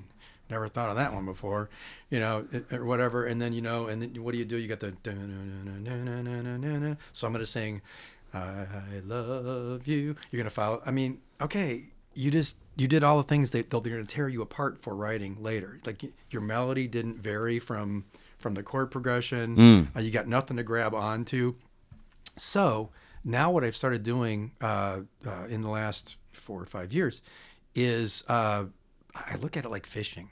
Like throw a line in. If I even it's sometimes it's out overnight. Like when I'll get up in the middle of the night and do it. I just got a line that's on the back of the houseboat, and I feel it tug, and I go grab it. And if it's a good one, I keep it. And if it's not, erase it. Okay. From voice memos, and don't ever develop it any So further. writing actively is sort of the opposite of spontaneity. Yeah. Like, hey man, if there's an itch, scratch it right then, and whatever, get a bar down, write a verse. Yeah, you get too tethered when you write with an instrument. I found that you get too tethered to the instrument. Sure. You're gonna naturally gravitate to the lyrics you're writing or the melodies you're writing. They're supposed to complement it, just kind of being tethered to it. Mm-hmm. And so when you don't know what the key is, you don't know what the chords are, because all you got is squishy, squishy, squishy, squishy, I don't know what those chords are at first. I don't know until later. I go out and try to, okay, yeah, squishy, squishy is B flat to G minor to E flat. Turns out. But if you do it the other way, you don't have as much creativity, I don't think, because you've already dictated. Kansas nice coming your way. Right, 100%. Oh, that's good, man. Yeah. So, I find that your your melodies are less tethered to the chords. I find that you just have a lot more freedom, more than spontaneity. It's just the freedom to create and to make sure that you're getting things from the intrinsic or from the Wi-Fi. Right. I call it verses. I'm just gonna sit down. I'm gonna write this song. You know? Yeah. I love you. My love's true. I mean, you wait and see what comes to you, because there are people. I don't know if it's people or spirits or whatever it is, but they're all over out there, and they're trying to get songs to you. Sure. And all you got to do is listen. That's all you got to do, is be ready to receive them. I like it. And then when you do, those tend to be better anyway than the ones you could have made up. Sure. So that's my Cool, take man. on- Very on cool. writing. Fresh. I love it. But getting back to something else by the Kinks, 1967, fifth of 24 records for them. 13 tracks, 36 minutes. I had no idea that they had put out so many. And then, so you hear Lola, if I'm remembering correctly. Not on this one. No. But Oh. first. Yeah, that's what I heard You're first. like, what is that? My first, yeah. And then you went to the one. Remind me of the chronology. the sequence? Oh, my of God. just your discovery and how this wound up being a special record for you. The first time I heard Lola, it was life-changing, because it's a perfect song. It's one of those perfect songs. And so, but again, that's 1980, that's eighth grade. And so, all that stuff you're going through at the time, it was so important to me because, we'd moved again. I'm in a different city in Chicago, don't know anybody. And those are my friends, Cool. were the Kinks. And Yeah. I picked a good one with Ray. But then it was years later, though, before I appreciated something else specifically. Okay. And I mean, probably 15 years ago. So you're talking about fast forward 25 years from the initial one to this one, which is David Watts was on the live album, and that would have been it. They didn't do Waterloo Sunset because that is only a British hit. That's when they weren't being played over here. Interesting. And so that didn't make that live album because that was very much an Americanized album. It was to get them catapulted over here. Huh. David Watts is on it though, so I knew that one from early on. But this is to me a perfect album. Nice. I mean, did you have a chance to listen? A scan. Okay. I'm not a mindful, distraction-free. But they've always, been a sound, a flavor that I grab. Like, ooh, I like that. Yeah. And for the longest time, I didn't know anything but Lola. And then it's like, oh shoot, man! Like they've put in the 10,000 hours to, as the saying goes, Yeah. to be like, wow, oh, that is much more than a feel-good pan flash. Yeah. So right off the bat, Dave slashes that album or slashes the green amps speaker cone, and then they record, Yeah. and heavy metal. Template is born, effectively, because you think about that in terms of I Want to Hold Your Hand, the other stuff that was coming out, 64, fine song, but I mean, pretty pop, pretty, milquetoast. That's pretty heavy. I mean, you got, I mean, like, where did that come from? Such a life changer. But that wasn't where they stuck. They did that for a couple of years, and you'd have God, All Day and All the Nights, pretty similar. I mean, it's a great little permutation of that song in a different one, and some people even like it better, but certainly very similar to that. But then they're kicked out of America. They can't come back over here because they got in too many fights when they were on their tour in '66. Really? And they literally can't. They're banned from America for 3 years. Wow. This is why the Kinks are not as big as the Who and the Stones. And, Interesting. yeah, they lost that critical time. But he's over there, and Ray Davies is just super introspective. And he's this guy, well, everyone else is like kind of punking out, and being like just kind of crazy. And he's writing these songs about two sisters, about, just this one sister's life feels so meaningless because she can't go out and party like her younger sister. She's got kids to take care of. And then she turns around the bridge perfectly, turns it around, and she's like, "Oh, you know what? I'm pretty happy with how I've got kids who will love me, who are going to respect me later, even if they don't right now." Right. And my sister's got parties to remember or whatever, but it's a more, I don't know, it's whatever you want, but it's a meaningful existence. Yes. That 24-year-old kid writing about, two sisters. Always, what I love about him too is always so respectful to women. He loved his sisters in real life. And in a world where we're learning more and more about all the disappointing things that our favorites did with underage women, I think he might be the only one who was just above that, who just always really had a lot of respect for women. Need to see some ID. Right. Right. Or come back in 6 months. No, he was just more like all back in his room, writing more, right, and, missing England and missing home. Huh. And, so who are they scrapping with? Just each other. The intra-fighting gets them banned from the country? Might have been. I mean, they had some altercations too with people who were, roadies, et cetera, that were on the road. But their most famous fight is Mick Avery getting sick of Dave Davies hitting his cymbal with his guitar head, taking it off and whipping it at his head, hitting him in the cranium, which requires him, he's bleeding profusely as a head wound will do. Yeah. And he has to go to the hospital, and Avery runs, gets in a cabin, takes off, and thinks he's killed him. Oh, shit. And when they catch him, he's like, "I killed Dave, didn't I?" And he's like, "Well, no, he's going to live, but, maybe don't throw cymbals at his head anymore." But they're just crazy. Wow. I mean, just insane. Well, crazy may be the perfect stepping stone to going from 67 to 70 with Madcap Laughs. Madcap. 2 solo records total from him, both in the same year. Yeah. And then gone. Wild. Yeah, just unplugged. So scary. I,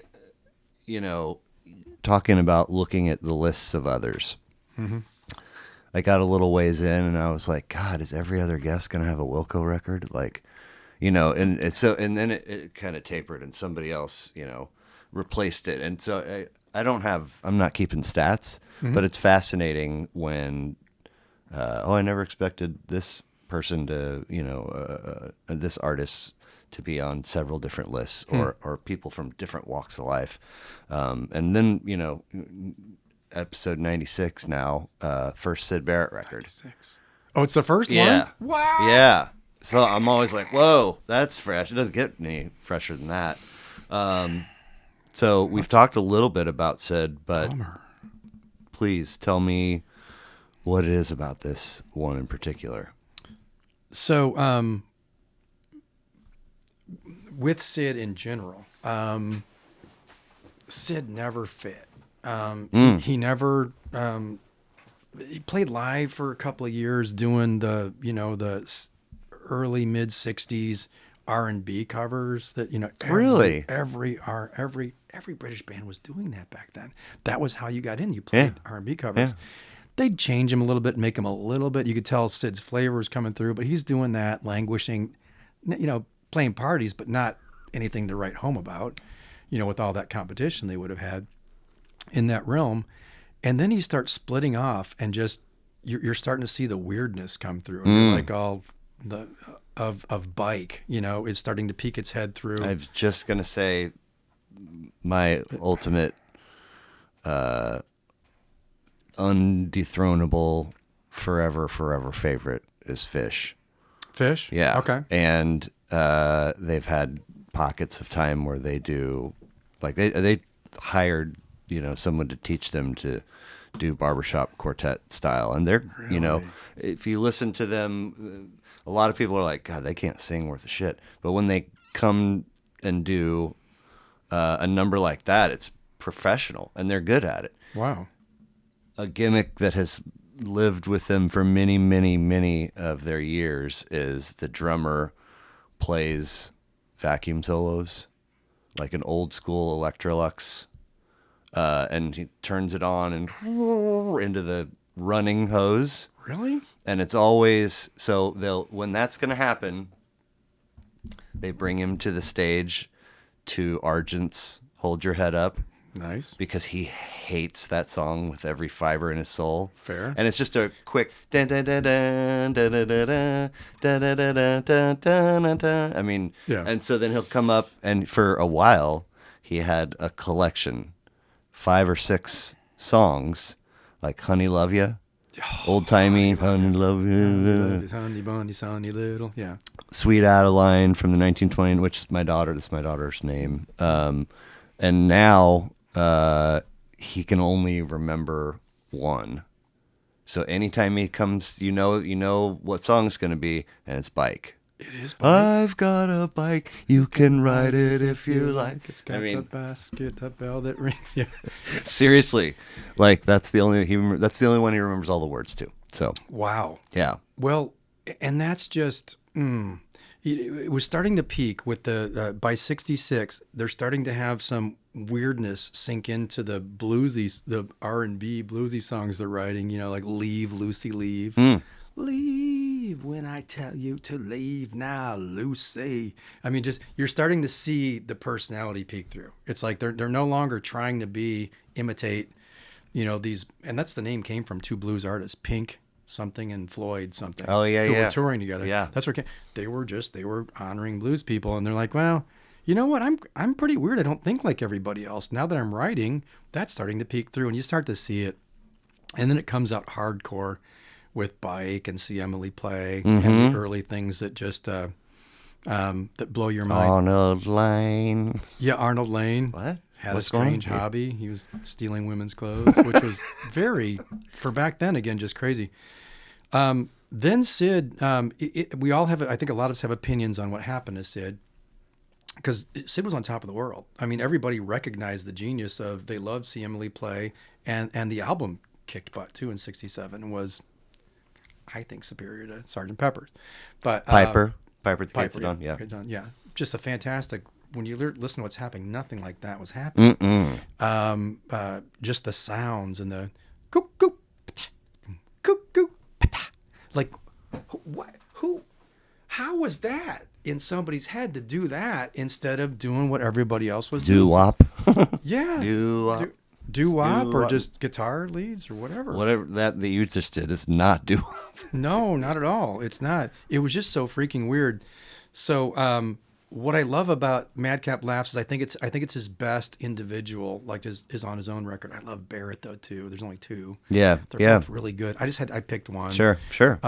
This was first and encapsulates the work he was doing from '68, '69, and then where Barrett was more '69, '70. Okay. Chronologically. Yeah.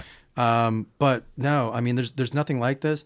And I don't think there has been anybody like that since. No. That's gone at least that popular. So that was the impetus for Easter eggs, was just try to tap into, again, I call it the Wi-Fi. It's the stuff that's out there. People try and talk to you, and I'm like, I didn't seance or anything, but I'm just like, I'm getting into an intention of hearing what Sid would write if he was going to write. And I got a little dark during that time too.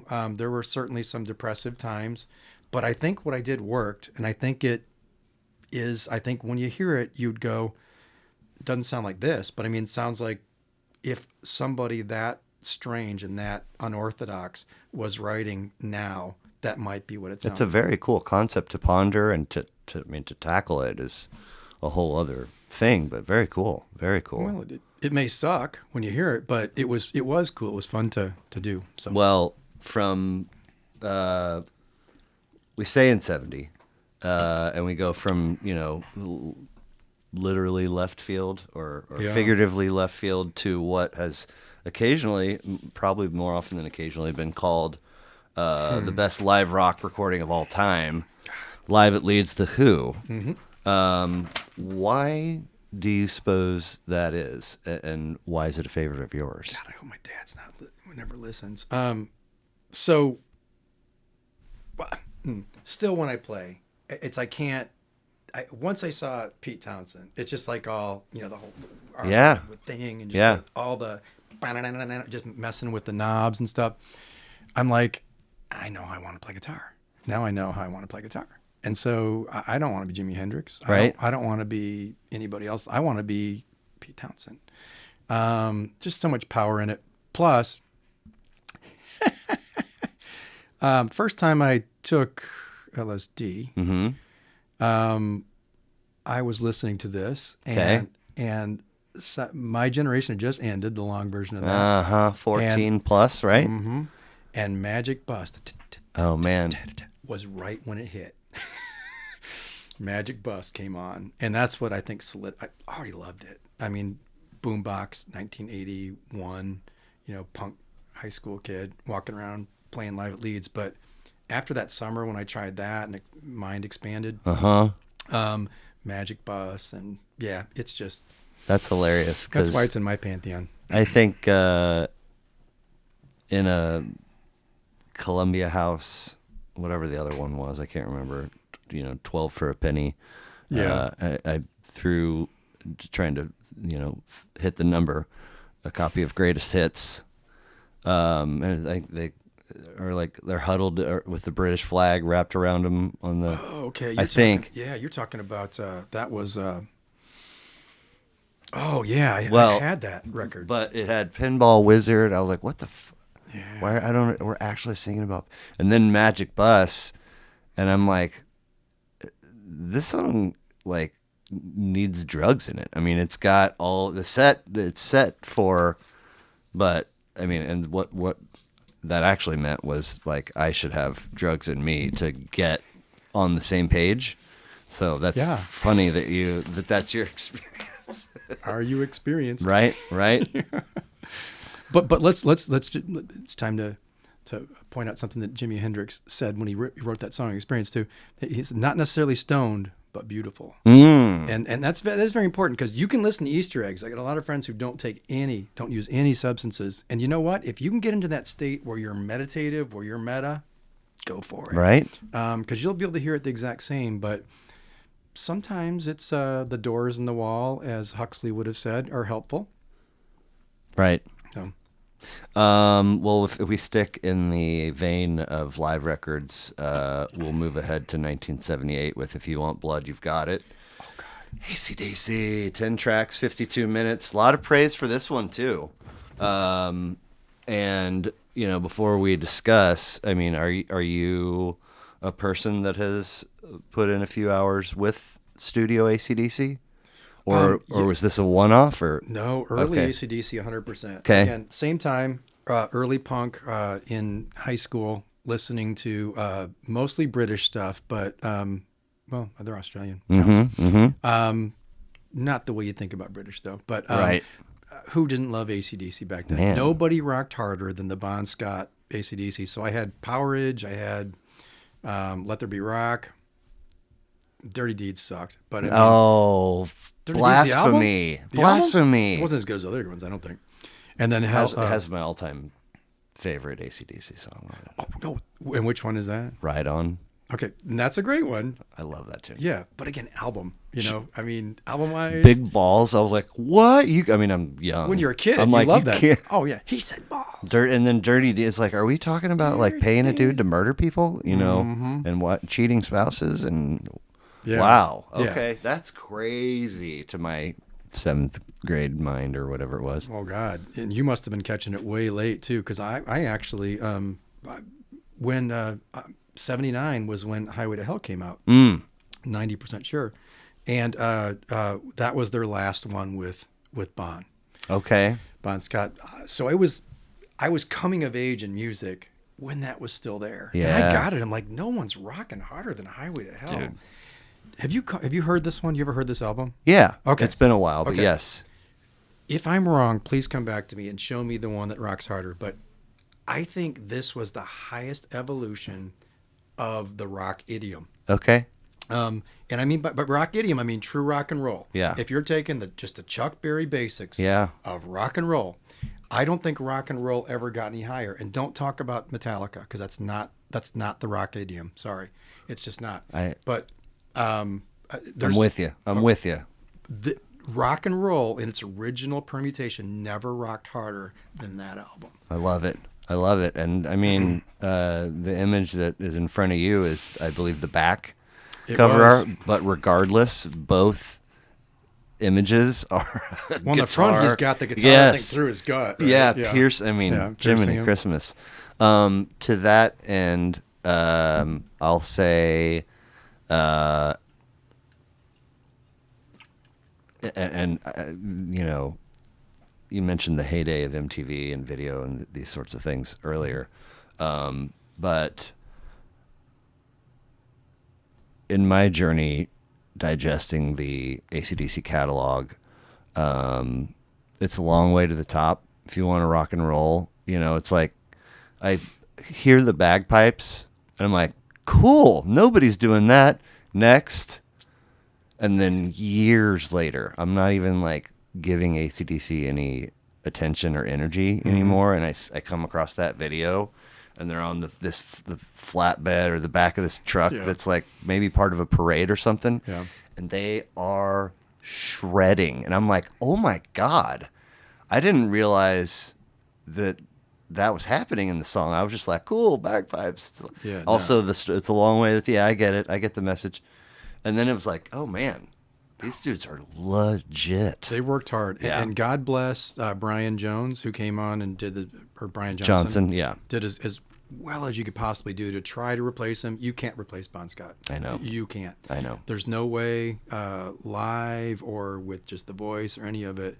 It does come across a little more, I think, muffled when Brian was doing it. Again, you had no other choice. Yeah. That or stop. Yeah.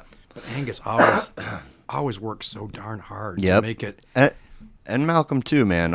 Angus was able to walk out on some ledges because he had Malcolm back holding down the. That's right. R.I.P. in peace to Malcolm. I mean, gone too soon. Yeah, but, for sure. And then we take a huge leap to 2016. Yeah. Fantastic Negrito, The Last Days of Oakland, which, I mean, the curveball of all curveballs, considering that we went Kinks, Barrett, Who, AC/DC, and then all of a sudden it's like, bam! I was like, old British. Yeah. Right. Well, 3 of 7, 15 tracks, 50 minutes. Xavier Amin de Frepoles, and he's the 8th of 15 children. Oh, wow. Which, holy smokes, that's bananas. But did you know his story, though? He was a rapper initially. I think I saw that 20 years maybe. ago. Was in a car accident, was doing his whole thing and becoming a rapper and getting really fed up with it because they were trying to pigeonhole how he was rapping. And if you had a chance to listen to this just rocks. Dude. This is just a great rock and roll soul This record. package, this collection of songs, the artwork, the artist, you can't be hard. If you're hard, I'm hard on albums, guy. There's no room for you to be hard on. There's no error in this record. Yeah. Amen. So then we've got, hey, it's still a valuable means. Oh, medium? Yes. Oh, album writing? Yes. 100%, bro. Okay. It's just that nobody's writing good ones. It's like, just write singles, dudes. If you got a couple good songs, do it. But don't throw that backwash in there. I don't need the other stuff, you know? You just walked up behind Kansas Nice and thumped it on the back of the skull. A little bit, but I'm being vague enough to where I'm not picking on anybody. Yeah.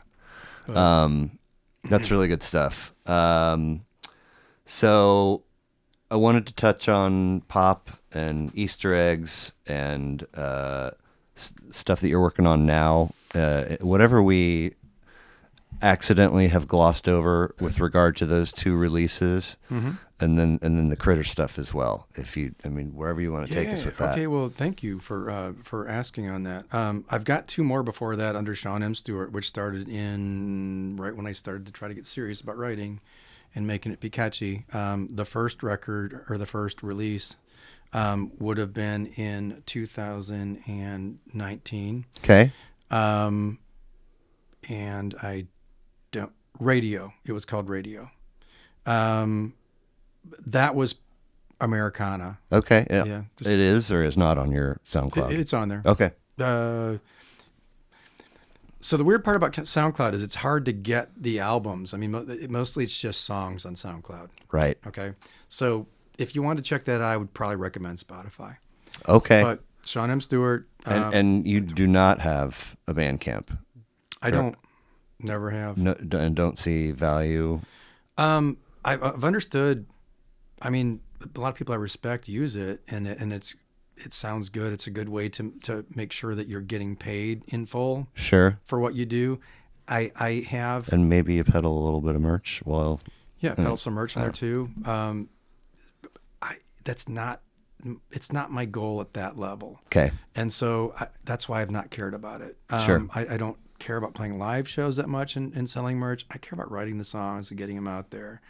And if that means that they're only listening to one-offs on, but for the records, I would say probably go on Spotify. But Okay. I had one in 2019 that was all Americana. It's pretty good. I think it's pretty good. I don't think there's too many holes in it. 2020, I wrote an album called 2020 the Musical. Oh, cool. And it was all about 2020 stuff. And was released by October that year. I mean, so it was funny because 2 years later, I got a new song coming out, and it's from our time during the pandemic. And I'm going, oh, geez, dude. I'm like, kind of been over that for a year and a half. But no judgment. We all do different. Right, yeah. But it's like, I've got a new song about the pandemic. It's like, okay, whatever. But I had an album done by October about, pandemic songs. And that one, was pretty good too. I think it's pretty good. Well, I mean, you strike me as somebody that, like, I'm not really that interested in putting this out there if I don't feel like it's worst case pretty good. You know what I mean? Yeah, I was throwing back the bad fish then still. So for the most part, A valuable practice, it seems. I think so. At least if you're trying to get stuff published. You got to be able to not have too much attachment, because if you find exactly. But I wrote this. What do I? No, give me a break. We can write a song on the way home tonight. Sure. It may suck, but and we just got to be ready to say I'm going to let that one go. But that one was good, and it was about that. It definitely fit that topic and that mood. Good songs on there, but that one was very much for me. So that one wasn't necessarily written as tell my story about being locked up, and so I just tell my story about being locked Cool. up. So I'm not sure it has pop appeal. But then Pop, which I wrote in 2021, that's a good record. And that I love the confidence with which you say that. I really, in my heart, love that. Well, thanks. It just it doesn't always have to be at 11, but it's important to have pride in your accomplishments, especially if you like them. Yeah. I think it's for me, it's as important to be objective about it, I think, as possible. Okay. And so I think everybody views that kind of thing differently. Yeah. Though, like what we assign value to. But Pop was Pop. I mean, Pop is Pop. I mean, it's a pop record. And I had people, including the person I was with at the time, say, you can't write anything. Doesn't sound like either John Lennon or Waylon Jennings. How are you going to write an album that's called Pop? And I'm like, oh, watch me. That was a really, really not as bad of a slam as you thought it was. Backhanded compliment. I'll take that compliment. Yeah. Really? Okay, good. Yeah, thanks, bro. Waylon and John. But no, yes, I can.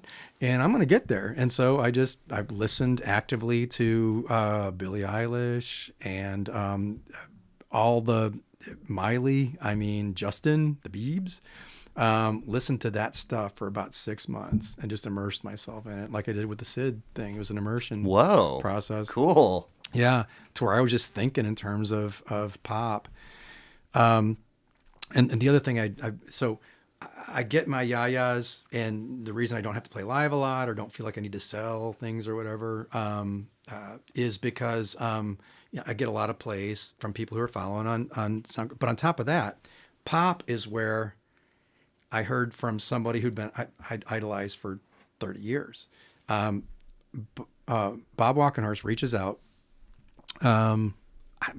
weeks after Pop released, and I did a live show promoting it, and said, I listened to that album.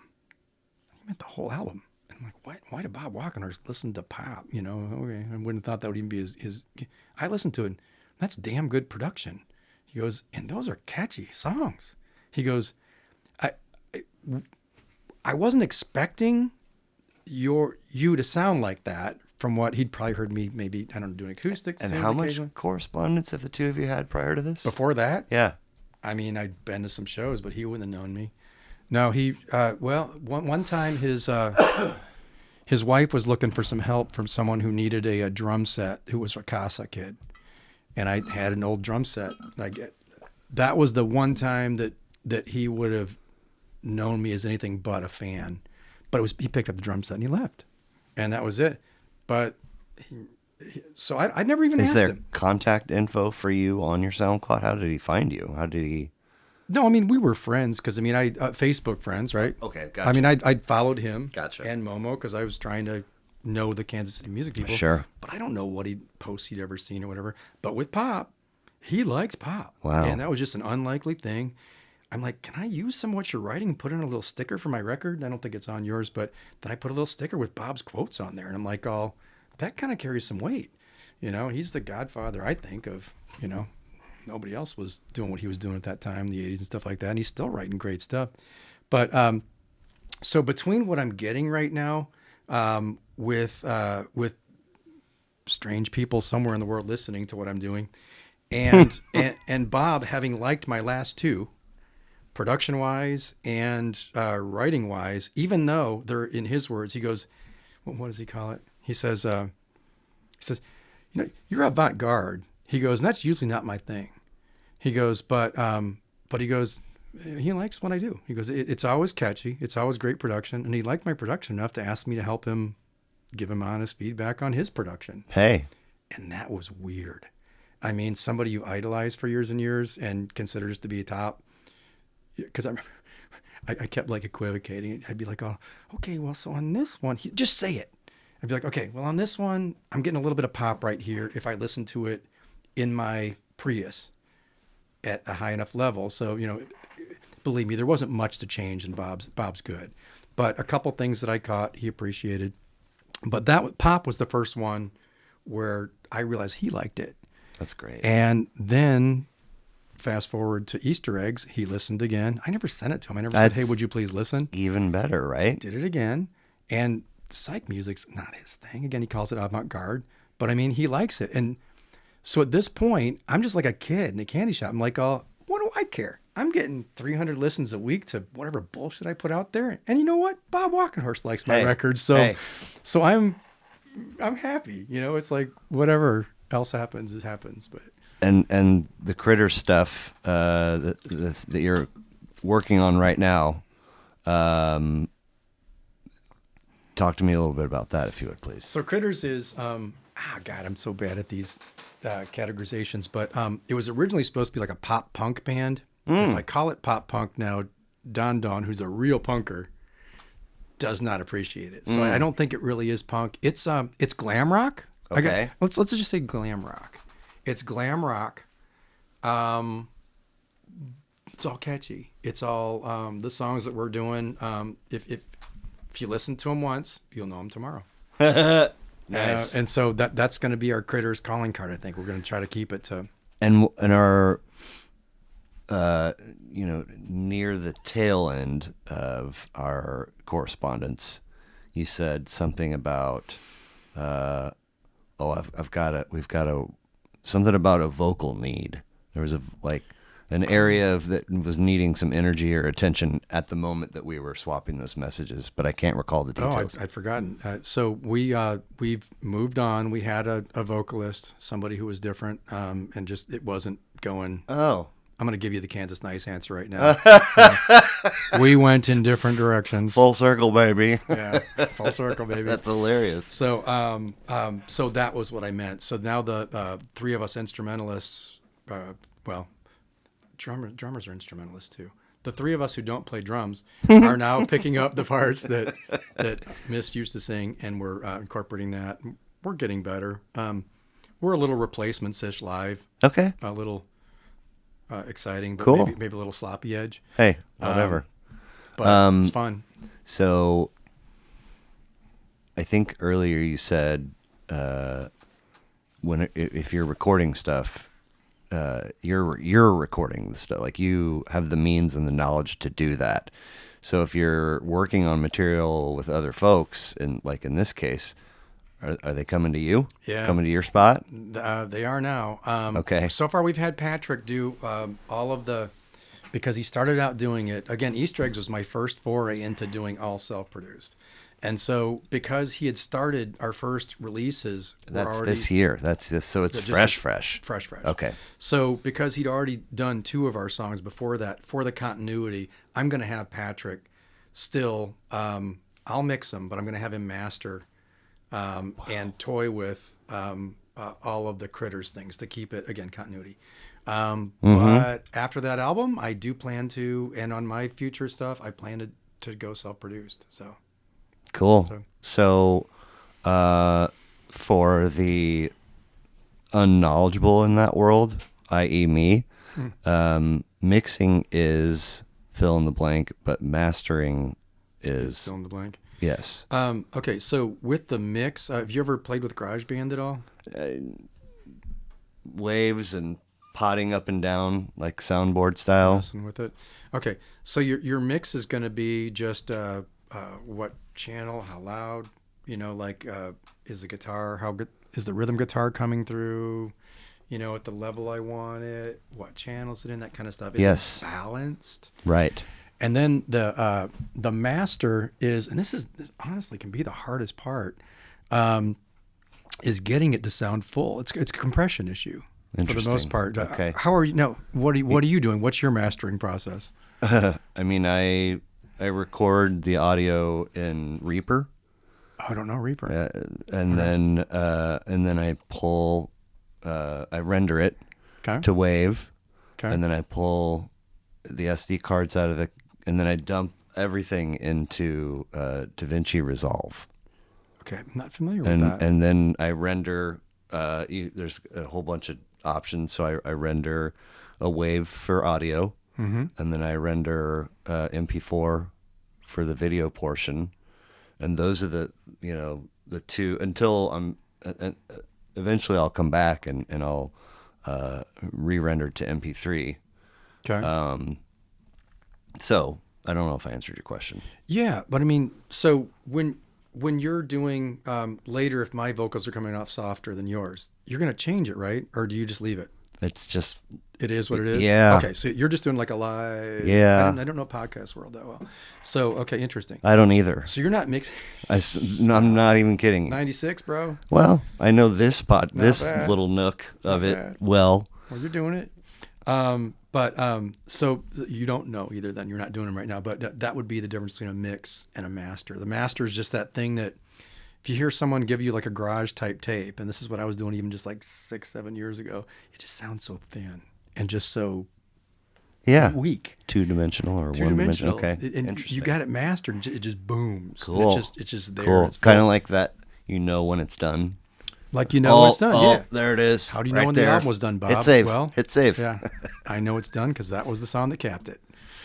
So you have not only a collection of instruments because you decided to learn how to play them all, but you got like gear too. Yeah, I try not to have any more than I have to, but right? A lot of guitars. And I don't know, this is interesting. Do you play? No.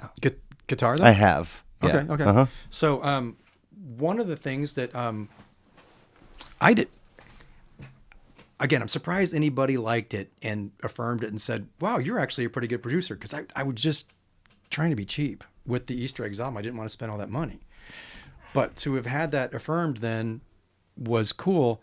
And all I really did was, it's so layered. I mean, and some of them, there are over 80 tracks to an Easter eggs to each of the tracks. I mean, there's like over 80 different things that were recorded that are scattered in there. Now, some are just like a hidden message here and there. Sure.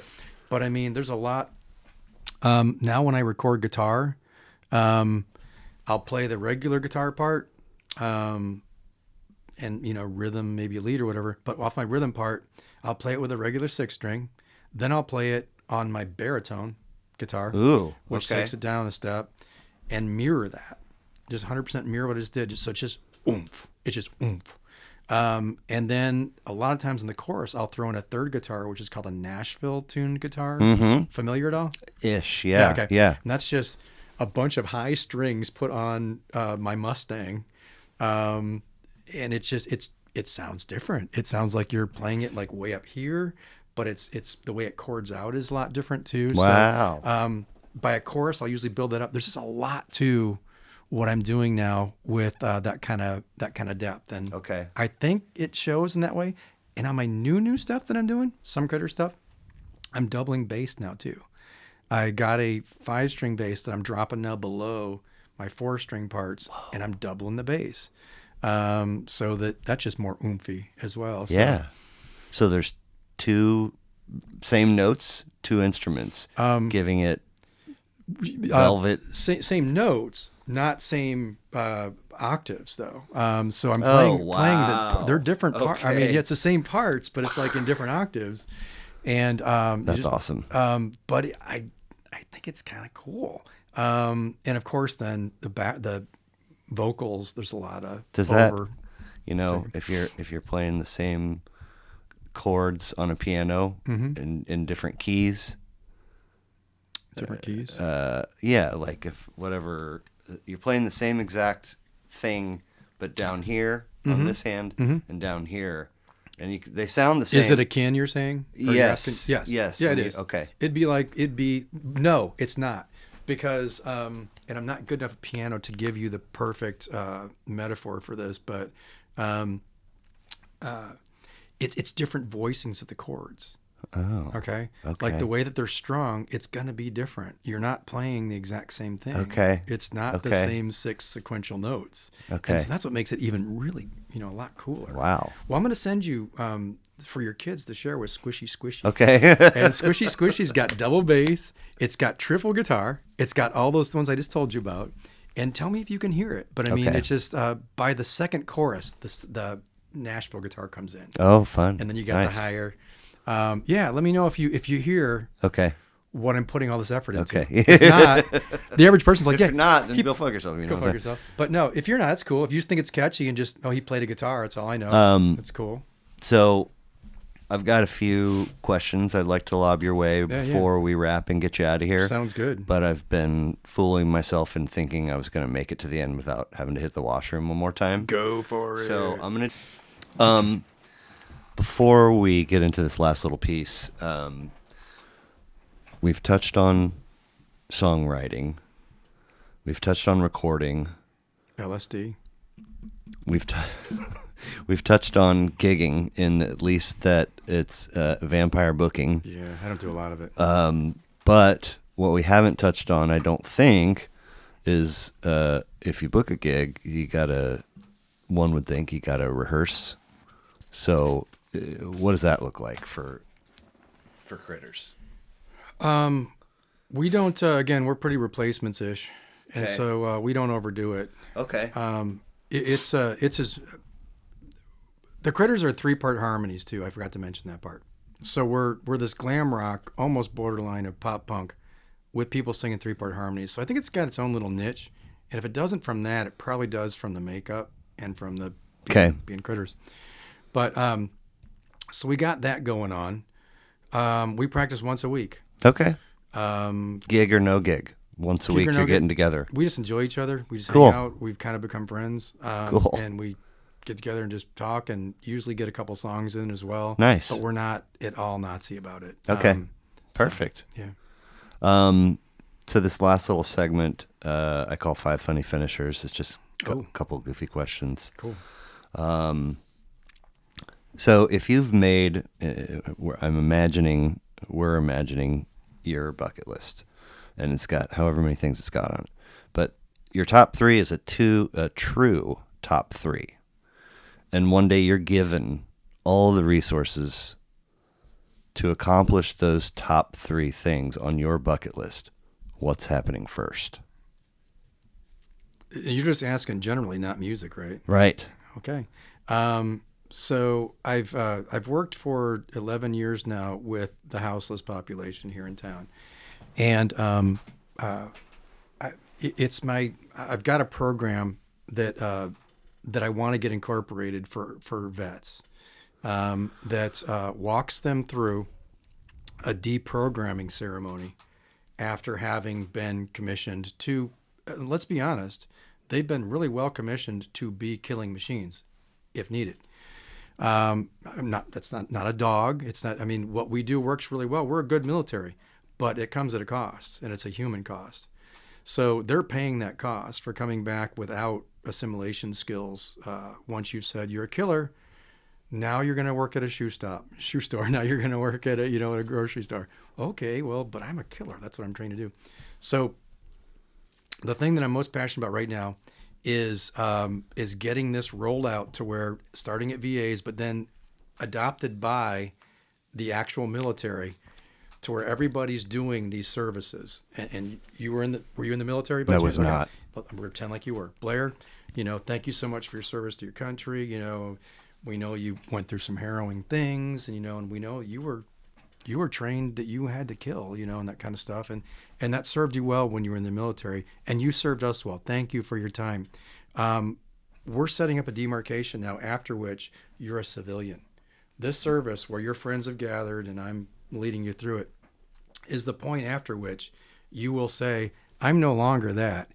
I'm now ready to come back and be a son, a father. It's based on things that were happening with Shinto Buddhists in Japan, and they did so much better than did our soldiers after their traumas and their training, because they were reintroduced in society in that way, in a ceremony. Cool. Said, bam, here's your moment where you just say, I'm moving on. We need that for our soldiers, or we're going to keep having them, be disproportionately represented with the people we're serving at the warming shelter. So, wow, that's my number 11 years. Yeah, so far 11 years. I mean, absolute. That is impressive. But when you get old like me, at some point you're gonna have a point where you go, what's my life? What am I really doing? What's my legacy? What's my life really been about? And about 11 years ago, I had an epiphany, and it's just kind of like, I'm going to simplify my life to where I can do things I want to do, but also do things that make the world better. And cool, man. Carry on for our next generation. I'm gonna poke one particular piece of that whole thing, and if it's none of my business, feel free to say so. Yeah. But you did a thing that as memory serves, I don't think I've ever heard anybody do before, and that's to use houseless. And I wondered if it would be okay to ask you to speak to the distinction between the two. It's bullshit. I use house. Very few, let me not say that. Very few people. I'm on a committee with Kansas City to end functional homelessness. Wow. In those circles, nobody says houseless, if I'm being honest with you.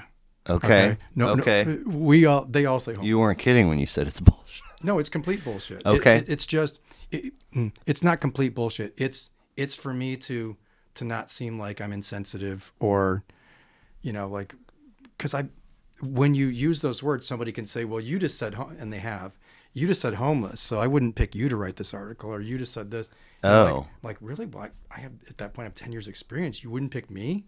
It's like, no, because the verbiage you're using is wrong. I totally was expecting there to be like from this day forward, I too, but it's a cancel culture-ish sort of PC kind of thing. Okay, and to a degree, I don't want to go down that road, because I have a lot of appreciation for that. It's why I take the time to actually use those terms to not offend. Okay. I have appreciation for it, and some cancel culture needed to happen, because for years and years and years, old white rich men didn't do a very good job and had no accountability. Right. And you know what? We need some of that. Yeah. So I'm good with that. But you asked me a direct question, I gave you a direct answer.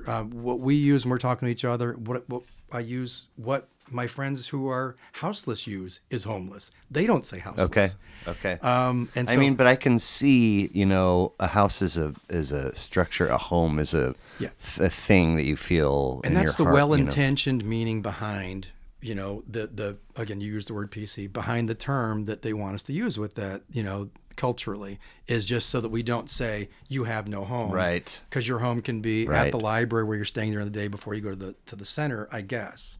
Now it's probably not, but Fair. I see the logic there. Yeah. Okay. Yeah. Okay. You get to have lunch with anyone, dead or alive, of your choosing. Who and why?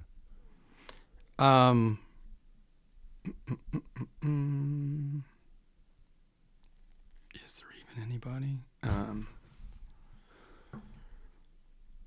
I would meet Sid just to. Okay. I'd meet Sid Cool. just, I guess, for the lark. I mean, I'm sure I'd be disappointed. I mean, I'm sure he wouldn't want to talk about the old days, and he was very much in his own world by the end. I'm sure I would come away hugely disappointed from it. But yeah, I mean, it would be cool. Yeah. To kind of For sure. be like, what were you thinking?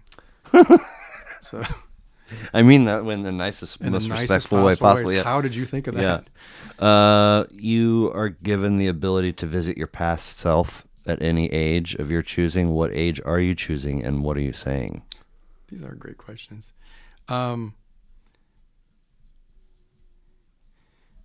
Yeah, it's just thought of something similar to this. My wife and I were talking about this. I had the idea 2 months ago. It just came to me one night when I was stoned. Here in the legal state of Missouri. Where it's legal.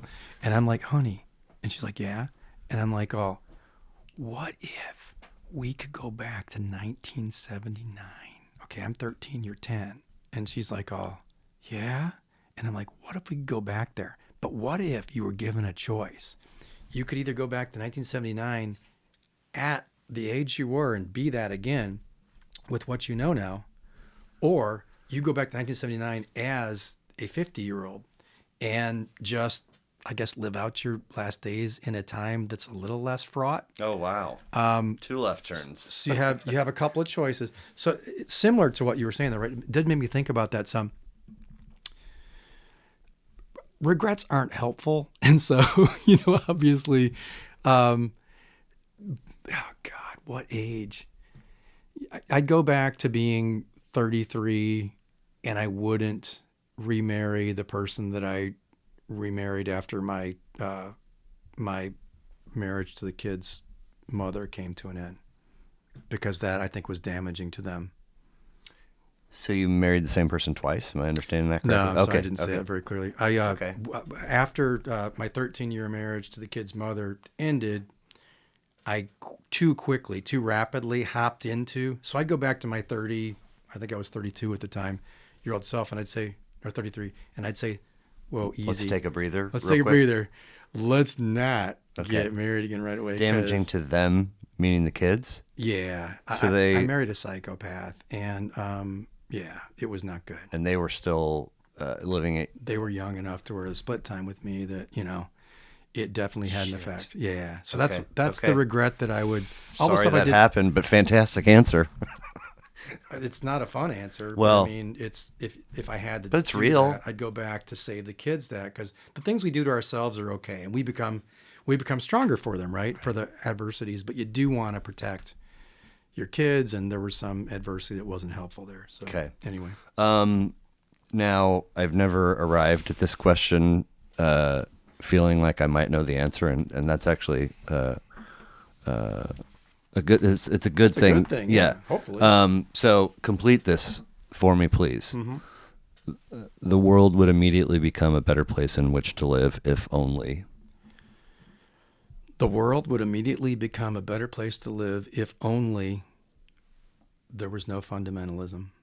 Whoa. Okay. I didn't think you were going to go there. I thought we were going to circle back to the houselessness. Yeah. And that's that's how you stop it, though. Okay. Can you have a smart brain in a few detailed areas, but mostly it's a dumb brain. Can you help me understand what that means? You got a master's, kid. Yeah. Well, you know. So, so spirituality is so important to us, and whether that's, I don't know what you want to call your God or your spirit or the muse or whatever you want to call it, the intrinsic, the way that I write, that's God, man. God's good. And, whatever that is to you, the thing that's kind of meta, the thing that's kind of extra, super, super important. But as soon as someone tries to package it for you and tell you that they're the leader and they're the one that's going to tell you how you should live and what God said you should do, that's when you need to run. And that's fundamentalism. Okay. I mean, that's just, okay. and so much bad unwinds from that, that messes up the most beautiful part of this existence. It kind of makes it really small Yeah. and horrible. Cool. Okay. Last but not least, we're going to end on a true or false. It is okay and acceptable to wear the T-shirt of the band whose show you're going to. Heck yeah. Okay. True. Okay. Yeah. Yeah. Amen. Amen. And I hope to see you in one of ours. I mean, I will. I would happily wear one of your shirts, not to one of your shows. I'll wear it. So you don't do that then? I don't. Really? And here's why. Okay. Bring it. Unless you are present to oblige another human. Yeah. We're all here because we're fans of this artist. Gotcha. This is your opportunity to show me something else you're into. You don't need to, you know what I'm saying? Like, I know you're a Critters fan because you're standing next to me at the Critters show. Right. Why don't you, maybe Fort you Lewis. maybe you like the Flintstones, or you really like whole grain mustard. Show me that, because I might not ever see you again for the rest of my life. So. And if you didn't see that whole grain mustard shirt, where would you be? So yeah, no, I do. I mock that a little bit, but I do understand that, and that's actually very valid. Well, I like it. It's fun. It's fun to ask because I like the different answers and different takes, and also anyway. How did you? Here's the question. Here's the real last question. How did you learn about me? How did you come about reaching out? You answered that question for us earlier when you meant, I don't know if we were rolling yet or not, but Patrick Spray, Center Cut Records. Shouts out to Patrick and that label. Patrick's amazing. At some point, I don't know if we were rolling, if we were wrapped and we were just visiting, but he just started rattling off names of folks you should ask. And I was like, oh, fuck, Fast you can write. Yeah, and it's double digit. It's maybe even 20 names. And then, I gotta get at some point, I gotta sort of like, I gotta make a master list of episodes and see which ones were his. Well, no, use because I throw intro and outro audio. Oh, okay. And I really envision myself as, my reach is so large that I would never repeat the same sample in two, but I have, because it's been I opened it this week. Really? And added, like 5 episodes worth of data, but I hadn't opened that document since the thing was a new idea. Oh my God. So I'm still only to like episode 25 or something like that. And anyway, wow. So I made this list, and then I got to move on to the next. I'm always trying to catch up with this thing or stay current. God forbid, get ahead in some sense. So I one of these days, here in recent weeks, I saw a window on the calendar. I was like, I've got to do something on that list. And so I started. Okay. And I got to X.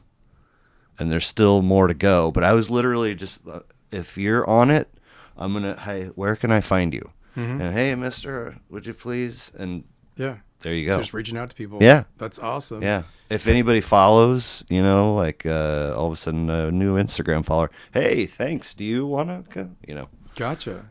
Well, Patrick is the in my opinion, the king of promotion here in town. I mean, just like he is just the guru. I think he would love hearing you say that too. Yeah, I think I might have already shared that with him when we've met before. He knows it, and he knows he's good at it. So God bless him. Yeah. So he's trying to help me promote because he knows how lazy I am.